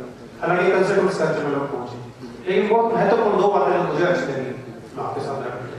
एक तो ये कि चंद्रमा पे पहुंच के हमने ये दिखा दिया संसार को कि अगर हम चंद्रमा पे पहुंच सकते हैं तो हम कहीं भी पहुंच सकते हैं। हमारी जो शक्ति है, अपनी शक्ति है, हम अगर चंद्रमा पे पहुंच सकते हैं, धरती में हम कहीं भी पहुंच सकते हैं। हमको ऑर्गेनाइज नहीं मिलना, हम कोई किस तरह से कोई गरीब देश नहीं है, हम कोई अर्धविकसित देश नहीं है, हम पूर्ण रूप से इसमें सक्षम है, हम कहीं भी पहुंच सकते हैं। दूसरा महत्वपूर्ण जो मैंने चीज देखी, जो मैं आपके सामने शेयर करना चाहता हूँ, मैं आपसे इसलिए शेयर करना चाह रहा हूँ कि जिस कॉलेज से मैं आता हूँ वो था इंजीनियरिंग कॉलेज कोटा। कितने लोग कोटा गए? कुछ लोग, बहुत से लोग कोटा गए। उसका नाम था इंजीनियरिंग कॉलेज कोटा। ये उसी समय की बात है कि ये बोर्ड का ये कॉलेज जहां बैठे हैं, ये कॉलेज था हरियाणा सरकार। फिर 2006 में इंजीनियरिंग कॉलेज कोटा जो है राजस्थान टेक्निकल यूनिवर्सिटी। आज मैं बात कर रहा था कि ये भी 2006 में यूनिवर्सिटी बनी, तो बहुत ही सिमिलर स्थिति। ये हरियाणा गवर्नमेंट का और राजस्थान गवर्नमेंट का, ये दोनों सिमिलर स्थिति है। दोनों सिमिलर स्थिति में चंद्रयान से जोड़ के क्या चीज जो मेरे को अच्छी लगी आपके सामने रखना चाहता हूँ। जब चंद्रयान को छोड़ा गया और उसकी निश्चित रूप से हमारा देश का बहुत बड़ा अचीवमेंट था, बहुत बड़ी उपलब्धि थी, सबने शेयर किया। कुछ तरह बात डिटेल आ गई कि उस टीम में कौन कौन लोग थे, कहां से पास आउट थे, कौन लोग थे। तो उस इंजीनियरिंग कॉलेज कोटा के या राजस्थान टेक्निकल यूनिवर्सिटी की जो आर्टिफिशियल कॉलेज यूनिवर्सिटी थी, 5 इंजीनियर वहां से। उस 30 की टीम में 5 इंजीनियर कोटा के थे। अच्छी बात है सबके लिए, हमारे सबके लिए गर्व की बात यही, और भी संस्थानों से लोग थे। लेकिन उससे मैंने जो बात जो ड्रॉ करी, वो जो 5 लोग थे वो IIT की नहीं थी, NIT की नहीं थी। हम सभी, आप और हम सब जिसके बात कर रहा हूँ, इनके बाद तीसरे कैडर के संस्थान माने जाते हैं। IIT है, NIT है, हम लोग माने, तो उस तीसरे कैडर के लोग थे। 100 कार्ड जिसको तीसरा कैटेगरी कहते हैं उस तरह के लोग थे। और जब वो चंद्रयान की टेक्नोलॉजी पे काम किया होगा, वहां से कंप्यूटर की पीढ़ियों से किया होगा, कई लोगों ने किया होगा, तो किसी ने उसको टेक्नोलॉजी को बताया नहीं होगा। इस तरह की स्पेस की टेक्नोलॉजी, डिफेंस की टेक्नोलॉजी कोई किसी को बताता नहीं, उनको अपने आप सीखना होता है। जो भी जहां से भी मिलता है उसको अपने आप सीखना होता है, अपने आप सीख के उसको विकसित करना होता है। इस कैडर के लोगों ने उसको किया, सीखा, बनाया, विकसित किया और सीख लिया। इस बात के आप सबको इस बात का गर्व होना चाहिए, जिस संस्थान में है, जहां है, आपने बहुत टैलेंट है। हम बहुत सी बातें करते हैं कि संस्थान के नाम है, इसरो की क्या बात, तो नासा में हमारे इतने भारतीय है, गूगल में हमारा भारतीय है, IBM में हमारा भारतीय है, बहुत अच्छी बात है। वो हमारा सबसे टैलेंट वहां जो पहुंचा हुआ है, आप कल्पना करें वो सारा का सारा टैलेंट अगर भारत में जिस दिन लगेगा तो भारत को कौन पीछे रख सकता है? कोई सोच नहीं सकता कि भारत पीछे रह सकता है। और अगर तकनीकी में आगे हैं तो देश हमेशा विकास में आगे। इसलिए आप में बहुत पोटेंशियल है। कभी मत सोचना कि हम एक साधारण संस्थान पढ़ रहे हैं और मैं कोई ऐसे डेवलपमेंट उदाहरण नहीं रख रहा। ये तारीख ऐसे बहुत से लोग होंगे आपके संस्थान से निकले, हमारे संस्थान से निकले, और ऐसे स्टेट गवर्नमेंट के हजारों संस्थान है वहां से निकले हुए, वो देश में बहुत प्राप्त करता है। मुझे एक और इससे भी जो डिफिकल्ट उदाहरण ध्यान में आता है, बात करते ध्यान आता है। मैं जिस इलाके से आता हूँ, मैं मेरे शाखा वेस्टर्न राजस्थान से आता हूँ, सबसे जो पिछड़ा इलाका हो सकता है शिक्षा के क्षेत्र में, सुविधाओं के क्षेत्र में। वहाँ एक गाँव का बच्चा था, तहसील में से छोटा गाँव था, थोड़ी बड़ा बच्चा था। उसको लगता है कि मैं कभी अंग्रेजी अगर पढ़ लूँ तो मैं अच्छा होता है, लेकिन गाँव में था, उसको व्यवस्था नहीं मिली अंग्रेजी पढ़ने की, सिखाने मन मानसिकता कैसे। फिर पढ़ने में अच्छा था, उसका एडमिशन दिल्ली में हो गया, दिल्ली यूनिवर्सिटी में। तो वहाँ उसने अंग्रेजी सीखी, अपने आप को विकसित किया, और अब जो जहां पे है वो यूनाइटेड नेशन में है। यूनाइटेड नेशन में इंडो अफ्रीकन रिलेशनशिप कैसी होनी चाहिए इस पे काम करते हैं। Is member of that team which works for Indo African relationship. तो अगर व्यक्ति ठान ले तो क्या संभव नहीं हो सकता। एक छोटे से गांव का व्यक्ति, स्कूल का व्यक्ति जो अंग्रेजी सीखना चाहता था लेकिन मौका नहीं मिला, दिल्ली आया, सीखा, लेकिन वो इंटरनेशनल लेवल पे अपने आप से। इसलिए मैं आपसे ये अपेक्षा करता हूं कि आप अपनी उपलब्धि को, अपनी क्षमता को कभी कम मत मानिए। इस 4 साल आपको इसी काम के लिए प्रूव कर देंगे कि आप बहुत अच्छा कर सकते हैं। इसी अपेक्षा से करेंगे तो आत्मनिर्भर भारत हो, स्वाभिमान भारत हो, स्वावलंबी भारत हो, सक्षम भारत हो, श्रेष्ठ भारत हो, स्वच्छ भारत हो, और सबसे महत्वपूर्ण सुखी भारत। इस तरह के भारत की कल्पना मैं करता हूँ कि सारी कल्पना 2047 तक संपूर्ण करने के लिए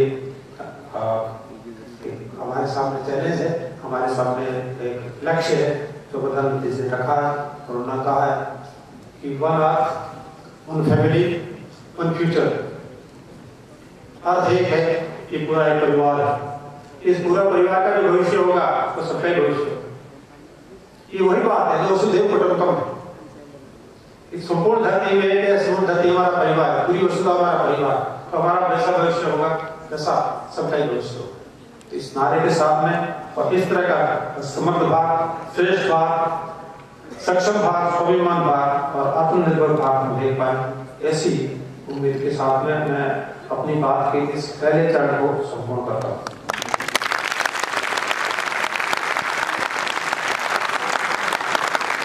को सुनने के लिए तैयार हो जाए। इसी रूप से जो मैंने बात की कुछ नहीं हुई, मेरे लिए भी नहीं थी। जब मुझे कहा गया इसलिए तो मैंने जो मैसेज में आप सबसे उम्मीद करता हूँ कि 5 मिनट के लिए आप एक बार आँख बंद करके, और अभी जो कहा उसमें सब लोग एक बार 5 मिनट जहाँ जैसे स्थिति है 5 मिनट के बाद फिर शुरू नहीं करें, आँख बंद करें।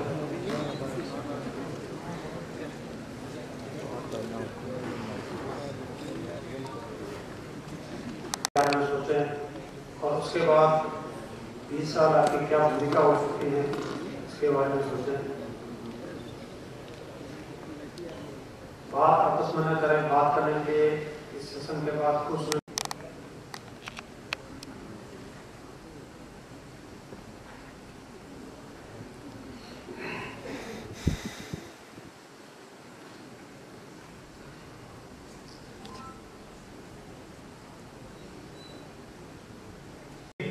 जो बात करने लगे 5 मिनट पर थोड़ा शॉर्ट कर देते हैं। दूसरा जो विषय मेरे को ध्यान में आता है, क्योंकि इससे जुड़ा हुआ अलग नहीं, मैंने दूसरा विषय का इसको हिस्सा कहा। जैसा आप मान लें कि आप एक सब्जेक्ट को पढ़ते हैं, 2 सेमेस्टर में पढ़ते हैं, सेमेस्टर 1 में फर्स्ट एंड सेमेस्टर 2 में सेमेस्टर। अभी जो मैंने सारी आपने कल्पना रखी है, इसको बोलते हैं, इस कल्पना का जो आधार है वो है production, GDP, gross domestic products. तो ग्रोस डोमेस्टिक प्रोडक्ट में प्रोडक्शन है जीडीपी, उसका प्रोडक्शन आधार है, और उस प्रोडक्शन आधार पे हम एक एवरेज इनकम कितनी हो सकती है इस व्यक्ति की, वो आधार, मोटे मोटे ये 2 आधार है। और भी आधार है, जीवन स्तर कैसा होगा, हालांकि जीवन स्तर के आधार पे होता है। लेकिन इससे एक दूसरा पक्ष भी देखें। अगर इस पहले पक्ष को देखें, आपको जितना अपना जीवन याद है, मुझे ज्यादा याद है, आपको बड़ा कम याद होगा। हमारे घर में हमारे आसपास बहुत विकास हुआ। अगर हम घर की व्यवस्था देखें, एक जमाना था लोग कहते थे कि धुआं रहित चूल्हा कैसे बन सकता है, इसकी रिसर्च करो। जब लकड़ी पे काम करते हैं तो धुआं नहीं निकले, उस पर काम करो। आज धुआं रहित चूल्हे पे काम करो। घर में हमारे पास सब कुछ, टीवी है, मोबाइल है, गैजेट्स है, सब कुछ। अगर मार्केट में जाए, मॉल देखें, हाईवेज देखें, और अब जैसा मैंने कहा चंद्रयान तक और सारी ऐसी योजना है। तो इस तरह का भौतिक विकास जिसको जितना भी याद है, जो जितना पीछे जाके देखता है। मैंने जैसे एक पानी का उदाहरण बताया, मेरे गांव का एक मटका पानी लाने के लिए कितना प्रयास करना पड़ता है, तो सब कुछ है। भारत सरकार ने एक योजना दी है जिसको कहते हैं जल जीवन मिशन। जल जीवन मिशन के थ्रू ये मिशन है कि हर घर तक नल से पानी पहुंचे। भारत जितने बड़े देश में हर घर तक योजना, उस रूप में देखें तो सुविधाओं का बहुत विकास हुआ है, और हम सब लोग उस सुविधाओं का बहुत ही उपयोग कर रहे हैं, आनंद ले रहे हैं। लेकिन एक दूसरा पक्ष है, दूसरा पक्ष है कि अंततः हम होना क्या चाहते हैं। तो ये ध्यान में आता है कि हम सब लोग सुखी होना चाहिए। ठीक बात है, अंततः जो कुछ भी हमें कुछ करके, कुछ पाके, कुछ हासिल करके सुखी होना चाहते हैं। सुखी होना चाहते हैं तो क्या हम जिस तरह से प्रोग्रेस हो रही है सुखी हो रहे हैं, ये एक क्वेश्चन फर्स्ट में है। अगर इसको हम देखें, इंडिविजुअल लेवल पे देखें, तो कभी कभी लगता है कि जीवन में बहुत संघर्ष। आप जब 12th तक पढ़ रहे तो लगा है कि मुझे कौन से कॉलेज में मिलेगा कि नहीं मिलेगा। कभी कभी लगता है कि जीवन में कोई उद्देश्य नहीं है, प्रॉपर लिख लिए बस बात क्या करें। एमलेसनेस की स्थिति, टेंशन है, बहुत फ्रस्ट्रेशन है, डिप्रेशन है, और यहाँ तक कि सुसाइड भी है। अगर आप जागरूक अखबार पढ़ते हैं, कोटा में जो बच्चे कोचिंग के लिए आते हैं वो सिर्फ सुसाइड करते हैं। इतनी सारी सुविधा होने के बाद भी दूसरा पक्ष जो है, टेंशन है, डिप्रेशन है, यहाँ तक सुसाइड है। घरों को देखें, कलह है, झगड़े हैं, अविश्वास है, असहनशीलता है, और यहाँ तक कि तलाक है। जो जितना बड़ा शहर है वहाँ तलाक की जो संख्या है, तलाक का रेट उतना ज्यादा है। अगर समाज में देखें तो डोमिनेंस है, एक दूसरे का एक्सपेक्टेशन है, अपनापन नहीं है, टेररिस्ट एक्टिविटी है।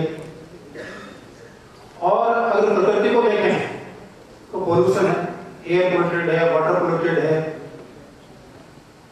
एवरीथिंग इज पोल्यूटेड, सोइल भी पोल्यूटेड है। कहते हैं कि आपका इलाका जैसे आगे पंजाब की तरफ जाए, उसकी सोइल की अपनी फर्टिलिटी खत्म हो चुकी है, वो कुछ प्रोड्यूस नहीं कर सकती।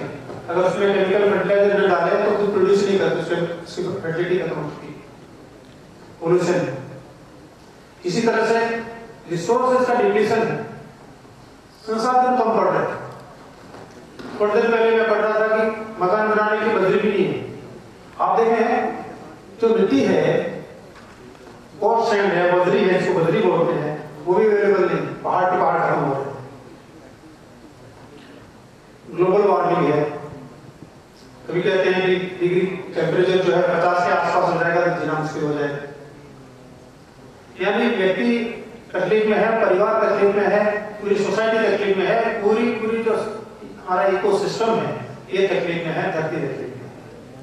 तो एक तरफ तो विकास है, एक तरफ ये हमारी दूसरी स्थिति है, व्यक्ति की स्थिति है। और तीसरी तरफ हम देखते हैं कि शिक्षा भी बढ़ रही है। शिक्षा बढ़ रही है, क्या भ्रष्टाचार कम हो रहा है? बढ़ रहा है।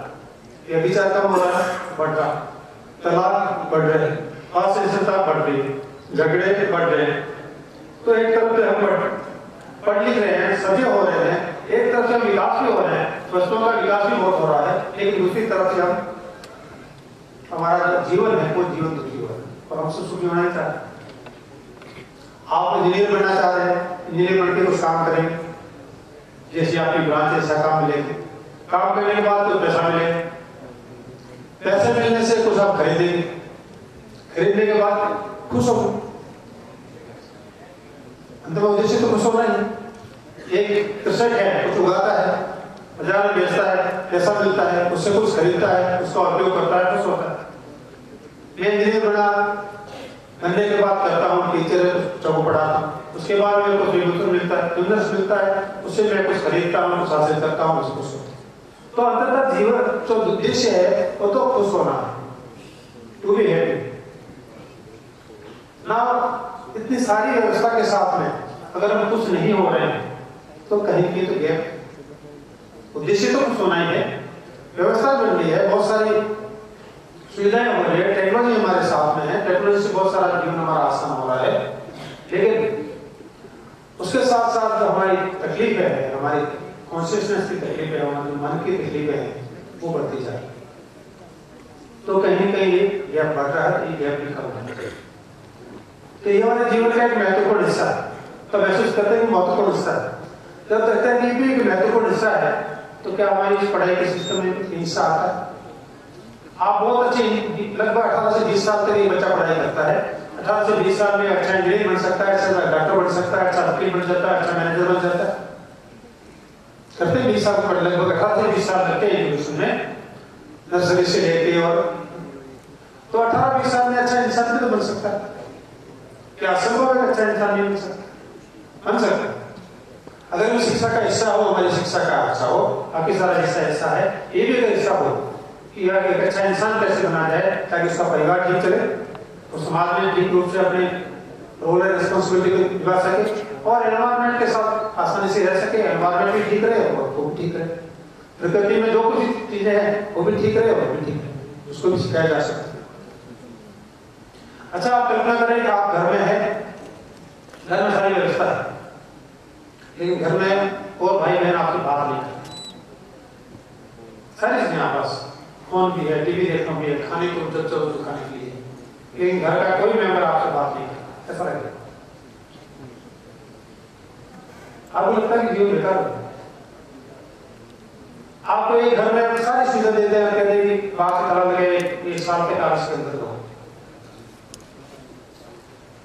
यानी हम हमेशा ही किसी न किसी के साथ में जुड़े हुए रहना चाहते हैं, हम अपने परिवार से जुड़े हुए रहना चाहते हैं, अपने समाज में जुड़े हुए रहना चाहते हैं, यानी हम एक दूसरे संबंध के साथ रहना चाहते हैं। ये हमारी एक मूलभूत आवश्यकता है, ये मानव की मूलभूत आवश्यकता है। जितना सुविधाएं आवश्यकता है उससे ही लगता है कभी बढ़ की आवश्यकता है, सुविधा से बढ़ की आवश्यकता। जैसे मैं एक उदाहरण रखता हूँ, प्रैक्टिकल उदाहरण आपके सामने रखता हूँ कि सुविधा से भी बढ़कर कितना जरूरी है। जैसा मैंने आपको कहा कि अगर आप एक व्यक्ति बहुत सुंदर मकान बना ले और कहते थे कि इस मकान तुम्हारा इतना अच्छा बना है, तुमको बड़ा पूरा जीवन का पैसा लगा के बनाया है, अब उसको ताला लगा के साल भर अंदर रहना है, तो उसको जेल लगने लगा, वही मकान उसको जेल लगने लगे, क्योंकि वो संबंध को रहना चाहता है। एक उदाहरण होता था, प्रैक्टिकल उदाहरण कि संबंध का कितना महत्व है। हमारे मित्र थे जो यूके में, उन्होंने सेक्रेटरी में वहां से कोर्स किया, मनोचिकित्सक थे और वही प्रैक्टिस करते थे। उनके हॉस्पिटल में शौक से संबंधित आते थे, एक जवान लड़का जो बार बार आता था और बहुत ड्रग्स लेता था, उसका इलाज करते थे, फिर वापस जाता था, फिर कुछ नया ड्रग्स लेता था और ड्रग्स लेकर वापस आता था। तो एक दिन उन्होंने पूछा, बेटा आप क्यों ड्रग्स लेते हो? अच्छा बच्चा था, ये माँ बाप का औलाद थे, उसको सब सुविधाएं थी घर में, किस चीज की कमी नहीं थी। उन्होंने पूछा कि बेटा आप ड्रग्स क्यों लेते हो? उन्होंने कहा कि मेरे जो घर में स्थिति है, अगर मैं साइकिल मांगू तो मेरे को मोटरसाइकिल मिल सकती है, मोटरसाइकिल मांगू तो मेरे को कार मिल सकती है, कार मांगू तो मेरे को हवाई जहाज मिल सकता है। इतनी मेरे पास दौलत है, मेरे पिताजी के पास इतनी दौलत है, मैं कुछ जैसे सोचने लगता हूँ, बोलने से पहले मेरे पास ये है।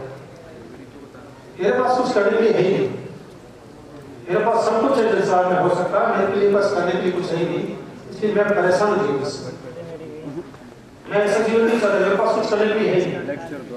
उन्होंने समझाते कहा कि बेटे ठीक है, माना आपके पिताजी की गलती है कि आपको जो चीजें आप सोचते हो उस तुरंत आपको हासिल कर देते हैं, उनकी गलती, उनके काम की गलती है, लेकिन जीवन तो आपका अपना है, ये जीवन तो आपका अपना है, ये बात उसको स्ट्राइक करती है। ठीक है, पिताजी ने जो कुछ ठीक है, जीवन तो मेरा अपना है, मैं मेरे जीवन को अपनी तरह से जीऊंगा। तो उसने सबसे पहले तय किया कि पैसे तो बहुत है, एक संसार का भ्रमण किया जाए, संसार में देखते हैं काम क्या होगा। पूरे संसार का भ्रमण करते करते वो हिंदुस्तान में आया, भारत में आया, और भारत में उड़ीसा में कहीं वो भ्रमण कर रहा था। दिन का समय था, लगभग दोपहर का समय, दोपहर के समय जो खेत में मजदूर काम कर रहे थे, वो मजदूर एक जगह बैठे थे, पति था, पत्नी थी, 2 बच्चे थे, आधे उधर कपड़े पहने हुए, खाना खा रहे थे, हंस रहे थे, बातें कर रहे थे। तो उसने अपने साथ वालों से पूछा कि ये इतने गरीब से लोग इतनी तपती धूप में बैठे हैं, पेड़ की छाया में काम करके, उनके खुद के शरीर के कपड़े ही पूरे नहीं है, बच्चे तो नंगे घूम रहे हैं, इनमें हंसने की, खुश होने की क्या बात है, क्यों अपने खुश है? उन्होंने समझा कि इनका परिवार है, इनका परिवार है जिसके साथ खुश है, पति पत्नी है, उनके बच्चे हैं, बड़े खुश। वो शब्द उसको स्ट्राइक कर गए। वो वापस गया, शादी की, परिवार बनाया। ये बात हमने वापस आके अपने उनको जिनके जो हमारे को बताया कि मेरा जीवन कैसे बदला। एक आपका वाक्य कि जीवन तो अपना है, और दूसरा वाक्य का परिवार है, तो समझ सकते हैं कि कितनी अहमियत है उस बात की। लेकिन दुर्भाग्य की बात है कि हमारी शिक्षा नहीं। आज जो व्यवस्था है, आज परिवार संबंध की बात कोई नहीं करता है, सुविधा की बात करता है। आपको सभी पूछिए 4 साल फिर होने का कि आपका नौकरी लगी, पैकेज कितना है, पूरे जीवन को पैकेज के तरह माना जाता है। ये कोई नहीं पूछेगा कि आप नौकरी करने के बाद जाएंगे तो आप परिवार के साथ का संबंध कैसा हो, आप कल्पना करेंगे आप सब कुछ, धन दौलत सब कुछ, धन दौलत सब कुछ है, लेकिन आपके साथ कोई बात करने वाला से आपका धन दौलत सब कुछ है, लेकिन आपका स्वास्थ्य ठीक नहीं। तो लगता है कि एक जीवन का बहुत महत्वपूर्ण हिस्सा जो हमारी शिक्षा में नहीं है तो होना चाहिए। इस समय हमारी लगभग स्थिति ऐसी है कि हमको कोई न कोई गाइड कर रहा है कि आप ऐसा करोगे इस नौकरी में चले जाओगे, ऐसा करोगे इस नौकरी में चले जाओगे, ऐसा करोगे इतना पैसे मिलेगा। ये सब अपनी जगह अच्छा है, होना चाहिए, लेकिन आप क्या करना चाहते हैं? आप ऐसा कुछ होना चाहिए जिसमें आपका सिर्फ ऐसे के तरफ से आपका जीवन नहीं, परिवार के रूप में जीवन, समाज के रूप में जीवन, और प्रकृति के साथ आपका जीवन, वो पूरा संपूर्ण सुख में बन सके। चाहे तो हमारी सुखी। आज की हमारी स्थिति को देखते तो मुझे एक चीज ध्यान में आती है कि अभी हमारी स्थिति ऐसी है, बच्चों की स्थिति ऐसी है, और पेरेंट्स की भी लगभग ऐसी है कि एक व्यक्ति रेलवे स्टेशन पे बुकिंग विंडो में जाके टिकट मांगे, बोला रेलवे का टिकट देना, वो पूछेगा कहाँ जाना है, बोला जाना होना अच्छा तो ट्रेन अच्छी होनी चाहिए, एसी में होना चाहिए, एसी चलना चाहिए। वो पूछेगा जाना कहाँ है, बोले जाना नहीं, ये ट्रेन टाइम पे पहुंचनी चाहिए। तो लगा हमारी स्थिति है, हम सब चाहते हैं ये चीजें हमारे होनी चाहिए, लेकिन जाना कहाँ है ये पता नहीं। तो जाना कहाँ है ये समझना नहीं, तो जाना कहाँ समझते हम संपूर्ण जीवन में। रोजगार एक महत्वपूर्ण हिस्सा है, उसको ध्यान दें, लेकिन रोजगार के साथ साथ हमको 4 स्तर का जीवन एक साथ जीना होता है। हमारा संपूर्ण जीवन 4 स्तर का एक साथ जीना होता है। हम ज्यादा तो अपने आप में जीते, स्वयं में जीते, स्वयं के बाद परिवार के साथ में जीते, परिवार के बाद परिवार का एक्सटेंशन, मेरा पड़ोसी मेरा परिवार है, मेरे साथ पढ़ने वाला मेरा परिवार है, मैं जहाँ काम करता हूँ वर्क प्लेस वो मेरा परिवार है, मेरा गाँव मेरा परिवार है, मोहल्ला परिवार है, जिला है, राज्य है, देश है तो संपूर्ण संसार मानव समाज मेरा परिवार है। और उसके अलावा जिस प्रकृति में हम जीते हैं, जिस सृष्टि में जहाँ रह रहे हैं, उस प्रकृति के साथ ही मेरा नाता रखना। इन 4 स्तर का जीवन हम एक साथ जीते हैं, और इन 4 स्तर के जीवन में जो संगीत में जीते हैं, हारमोनी में जीते हैं, व्यवस्था में जीते हैं, उसके साथ स्पर्धा से जीते हैं, तब हमारा जीवन। मुझे लगता है कि 4 स्तर के जीवन को सीखना सीखना, और इन 4 स्तर के जीवन में जब हम सीखते हैं तब लगता है कि हम जीवन जिए। मैं थोड़े कुछ साल पहले की बात है, मैंने एक बार पढ़ा कि गाजियाबाद की बात है, दिल्ली की बात है, एक IAS अफसर ने सुसाइड कर दिया। सबसे बढ़िया नौकरी हो सकती है IAS अफसर से बढ़िया बड़ी नौकरी क्या हो सकती है? सबसे अच्छी नौकरी हो सकती है, उसने सुसाइड कर दिया। उसके सुसाइड नोट को पढ़ा तो उसमें लिखा हुआ था कि मैं मेरी पत्नी और माँ के झगड़ों को निपटाने में असक्षम रहा, इसलिए मैं अपनी जीवन लीला समाप्त कर सकता। आप देखें कैसा व्यक्ति तैयार हुआ। वो व्यक्ति तो तैयार नहीं हुआ, रोजगार लेके तैयार होने व्यक्ति तैयार नहीं हुआ। हमको हमेशा कहा जाता है कि हमारे विद्यार्थी इंडस्ट्री रेडी नहीं है। नीयत के साथ बहुत है, आपको बहुत सुनना पड़ेगा, कई बार सुनाएंगे लोग आप इंडस्ट्री रेडी नहीं, लेकिन आपको कोई भी ये नहीं पूछता कि आप फैमिली रेडी है कि नहीं, आप एनवायरमेंट रेडी है कि नहीं, आप सोशल रेडी है कि नहीं, आपसे कोई नहीं पूछता। इंडस्ट्री रेडी है कि नहीं, आप प्रोडक्ट के रूप में ठीक है कि नहीं, ये जरूर क्वेश्चन करेंगे। आपसे करेंगे, फिर हमसे करेंगे, हम रिसर्च से करेंगे, जिन्होंने ठीक नहीं बनाया, इंडस्ट्री रेडी नहीं किया। कोई भी नहीं पूछेगा कि फैमिली रेडी तो होना चाहिए, इंडस्ट्री रेडी होने से क्या होगा, परिवार में कैसे रहा जाता है ये करना चाहिए, फिर सोसाइटी रेडी होना चाहिए, और फिर एनवायरमेंट रेडी होना चाहिए। मुझे लगता है कि जब तक हम संपूर्ण जीवन को नहीं समझेंगे तब तक लग सकते हैं, और वही सक्षम है, वही सफल है जो संपूर्ण जीवन को समझेगा। अच्छा रोजगार होना अच्छी बात है, लेकिन सिर्फ रोजगार से काम नहीं, सिर्फ सुविधाओं से काम नहीं चलता। सुविधाओं से पशु का काम करता है, पशु को सुविधा चाहिए, जब भूखा होता है, भूखा होता है, जाता है, मारता है, सो जाता है। ऐसा नहीं कि एक बार सबको मार देता है, फिर इससे हो सकता है, लेकिन वो सबको नहीं मारता है, जब भूख लगती है तभी मारता है। पशु को भी चाहिए, हमको भी चाहिए, लेकिन हमारे लिए पर्याप्त नहीं है, इससे आगे भी मारा चाहिए। मुझे लगता है ये सारी चीजें इस संस्थान से आपको सीखनी है। आप बहुत अच्छे संस्थान में हैं जहाँ आपको इस सीखने को मिल सकता है।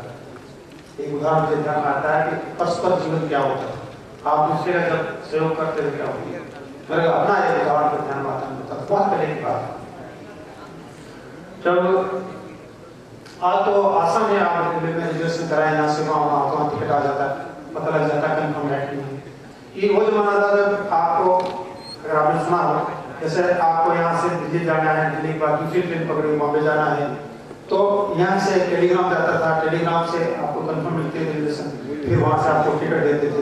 इस तरह का सिस्टम था। वहीं बुकिंग विंडो पे सारे ऑनलाइन कंफर्म होके और फिर मिलता था, और फिजिकल टिकट मिलता था उस जमाने की बात। मैं क्योंकि कोटा में रहता था, जीवन का उदाहरण बता रहा हूँ किस तरह से इतनी महत्वपूर्ण बात कोई व्यक्ति कभी भी कह सकता है अगर आप सीखना चाहो। मुझे कोटा में रहता हूँ, कोटा से एक शहर रास्ता में बीकानेर, दूसरा शहर जयपुर। कोटा से मुझे बीकानेर जाना था, बीकानेर से जयपुर आना था, जयपुर से वापस कोटा ट्रेन करती थी। तीनों का मैंने रिजर्वेशन कराया, तीनों में मुझे टिकट मिल गई। बीकानेर जाने का टिकट है, बीकानेर से जयपुर जाने का टिकट है, जयपुर से वापस कोटा आने का। मैं वहां से बीकानेर चला गया, बीकानेर से जयपुर चला गया, और जयपुर से वापस कोटा आने के लिए तैयार हुआ। कोटा में मेरी बेटी बैठी थी, उसका टिकट था। जैसे तैयार हुआ तो मैंने देखा कि वो टिकट जो था, हाँ देखा, वहां देखा, जेब में देखा, किसमें देखा है, टिकट तो घर पे ही रह गया कोटा में। अब कैसे यात्रा करें? आज जैसे सिस्टम में था कि आप मोबाइल निकालो, उसमें बता दो कि ये मेरा रिजर्वेशन की सिस्टम है, तब की बात कर रहा हूँ। तो मैंने मेरे एक स्टूडेंट रेलवे में इसको फोन किया, तुम्हारे इस तरह का मेरा टिकट तो वहाँ आएगा, आप क्या होगा, कैसे जाऊंगा? उन्होंने कहा कोई चिंता की बात नहीं, ये समझ लो कि आपका टिकट खो गया है, लेकिन रेलवे के रिकॉर्ड में मिल जाएगा।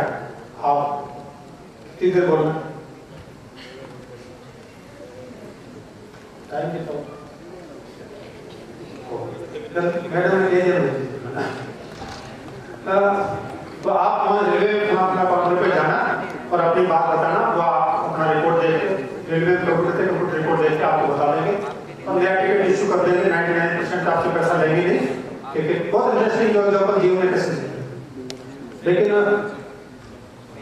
ये प्रोसेस हो, मैं गया, मैंने रेलवे स्टेशन पे उसी बिल्कुल बात की, मैं बेचारा हूँ, मेरा रिजर्वेशन है, कंप्यूटर खोला, एक सरदार जी बैठे थे, मैं खोला, मेरा नाम लिख दिया, साथ में बेटी है, पूरे ठीक है, आपका टिकट है। आप अंदर एक साहब बैठे हैं, वहाँ एप्लीकेशन दी थी, साहब बाहर करेंगे मेरे को, मैं वापस आता नया टिकट बना। मैं उनके पास गया, मैंने उनको रिक्वेस्ट किया, एप्लीकेशन लिखी, उन्होंने मार्क कर दिया, अपने सरदार जी पास आ गया। उन्होंने फिर कंप्यूटर खोला और टिकट के लिए प्रिंट का भाग देने वाले थे, उसको दबाने वाले थे, उनको कहा कि आपका आई कार्ड तो ही मेरे पास विजिटिंग कार्ड है चालने का। बोले विजिटिंग कार्ड नहीं, आई कार्ड थी। विजिटिंग कार्ड था, किसी को भी तो कोई ले जा सकता है। तो आपकी बेटी का आई कार्ड, बेटी को पूछा, बोले तो मैं हूँ, पुलिस में छोड़ के आया, लेकिन नहीं दे सकते। मुझे क्या पता आप किस विचार कोई और भी हो सकता, मेरे पास कोई आंसर नहीं, तो मैं क्या बोलूँ? मैंने कहा मैं आप ना तो समझ सकते हैं कि मैं गलत तो नहीं हूँ, मेरा ही टिकट है। बोले बिल्कुल सही, मान के आपका ही एक आई कार्ड नहीं मिलूंगा। फिर अचानक उनको क्या जैसे कि उन्होंने फट एंटर दिया, 2 टिकट मुझे दे दिए, पता नहीं क्या। तो मैंने कहा बहुत बहुत धन्यवाद। उन्होंने कहा धन्यवाद की कोई जरूरत नहीं थी, धन्यवाद की कोई बात नहीं है, मैंने आपका काम कर दिया, आप किसी और का कर दो, कोई किसी और का कर दिया, कोई मेरा कर दिया, ऐसी तो दुनिया चलती है। कितना बढ़िया जीवन में उदाहरण दिया उन्होंने कि ऐसी तो दुनिया चलती है। मैंने आपका कर दिया, आप किसी और का करना, किसी और का करना, तुम्हारा। मुझे लगता है कि दोस्तों बहुत सी बातें कहने के लिए और मैंने मुझे इसको कंप्लीट करने के लिए कहा है, तो आपको विकसित राष्ट्र बनाने की जिम्मेदारी आप पे है। मैं एक छोटी सी कहानी के साथ में 2 मिनट की कहानी के साथ में अपनी बात को संपन्न करता हूँ कि आपको जीवन में किस तरह से करना है। छोटी सी कहानी, एक महिला थी, विधवा थी, उसका एक बच्चा था। जैसे जैसे बच्चा पर खड़ा होने लगा, उसको माँ को लगा कि बच्चा बहुत लाडला है, विधवा थी, विशेष लाडला था, कुछ काम नहीं करता था, खाता पीता सोता रहता था, किसी तरह से काम नहीं करता था। उसको चिंता लगने लगी कि मैं जैसे बूढ़ी हो जाऊंगी, 100 साल पूरी हो जाएंगे, तो इस बच्चे का क्या होगा, कुछ काम नहीं करता, कमाता नहीं है, पढ़ता नहीं है, कुछ भी नहीं करता, सिर्फ ध्यान देना करता है। तो उसको ध्यान में आया कि पास में गाँव में अच्छे साधु महात्मा आए हैं, वो भविष्य भी देखते हैं और कुछ बात करते हैं कि बच्चे करने लग जाते हैं। बच्चे को वहां लेके गई, उसने कहा कि पंडित जी इसको कुछ कहो कि मैं तो किस तरह पर मुझे 100 साल पूरी हो जाए, चलो उसको उसका क्या होगा, कुछ करता नहीं है, पढ़ता लिखता नहीं है, कुछ भी काम नहीं करता है, क्या करें? पंडित जी ने उसकी तरफ देखा, गुरु जी ने देखा, बोला इसके तो सिर्फ 30 दिन का ही जीवन बचा है, क्यों परेशान हो रहे? इस बच्चे का तो सिर्फ 30 दिन का ही जीवन बचा है, क्यों परेशान हो रहे? तो उस माँ ने सुना कि 30 दिन का तो बचा, क्या करेगा क्या नहीं करेगा, ये बात तो पीछे रहेगी, सोचने का विषय नहीं, जीवन ही 30 दिन का रात है। आ गए घर पे, इसी उम्र में 30 दिन पता नहीं कितने पूरे हो जाए। बच्चा भी साथ में था, उसने भी समझ लिया कि 30 दिन का जीवन है। 2-4 दिन तो परेशानी रहा, एक हफ्ता परेशानी निकला। फिर उसने देखा कि जीवन थोड़ा सा कुछ करके दिया। वो घर से बाहर निकला, उसको जो भी काम था, खेत का काम था, खेत का काम किया, बकरी के चराने का बकरी चराने का काम किया, घर का काम किया, छोटा पढ़ने का सारा काम किया, और अपनी धुन में लग गया कि कितने कैसे जीवन बताए कि काम तो पहले कब कर क्या काम।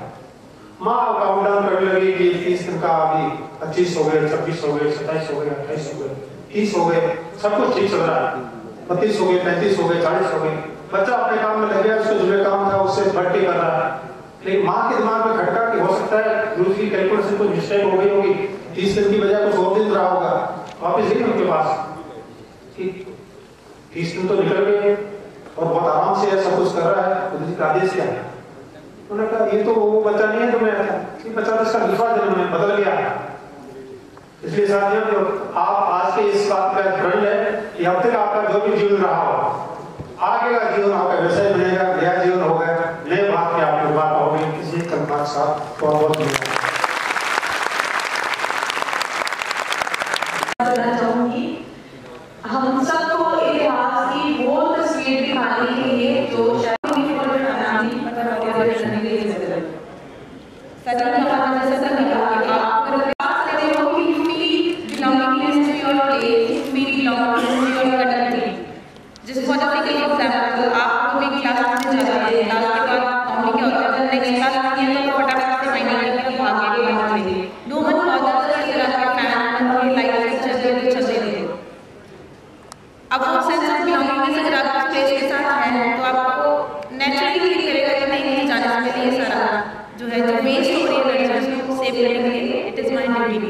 तो इसी तरह बहुत छोटी चीजें हैं, वाटर कंजर्वेशन है, हम कर सकते हैं, लेकिन हम नहीं करते। क्यों? क्योंकि हम बिलोंग नहीं फील करते उसके साथ। एंड एक और चीज है, इफ यू आर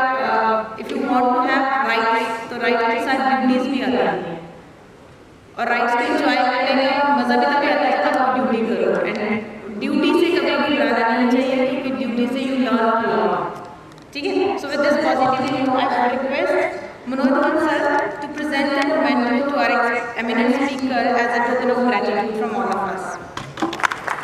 Sir,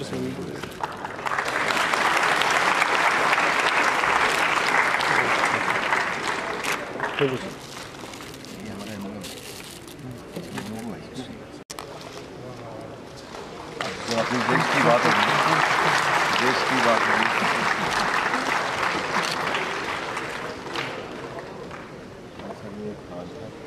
इसको आप संभाल।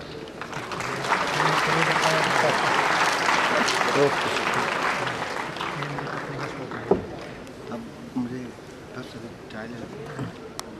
ट्रायल और फिर बच्चों को बोल दो, फिर यहीं आ जाओ। Start. Hello sir, myself Divya Thakran, CSE student, new admission. So I'll start with, first of all, thank you so much for this amazing speech. I was really inspired by your words, by what you told us about the past of India. So basically, it was really good.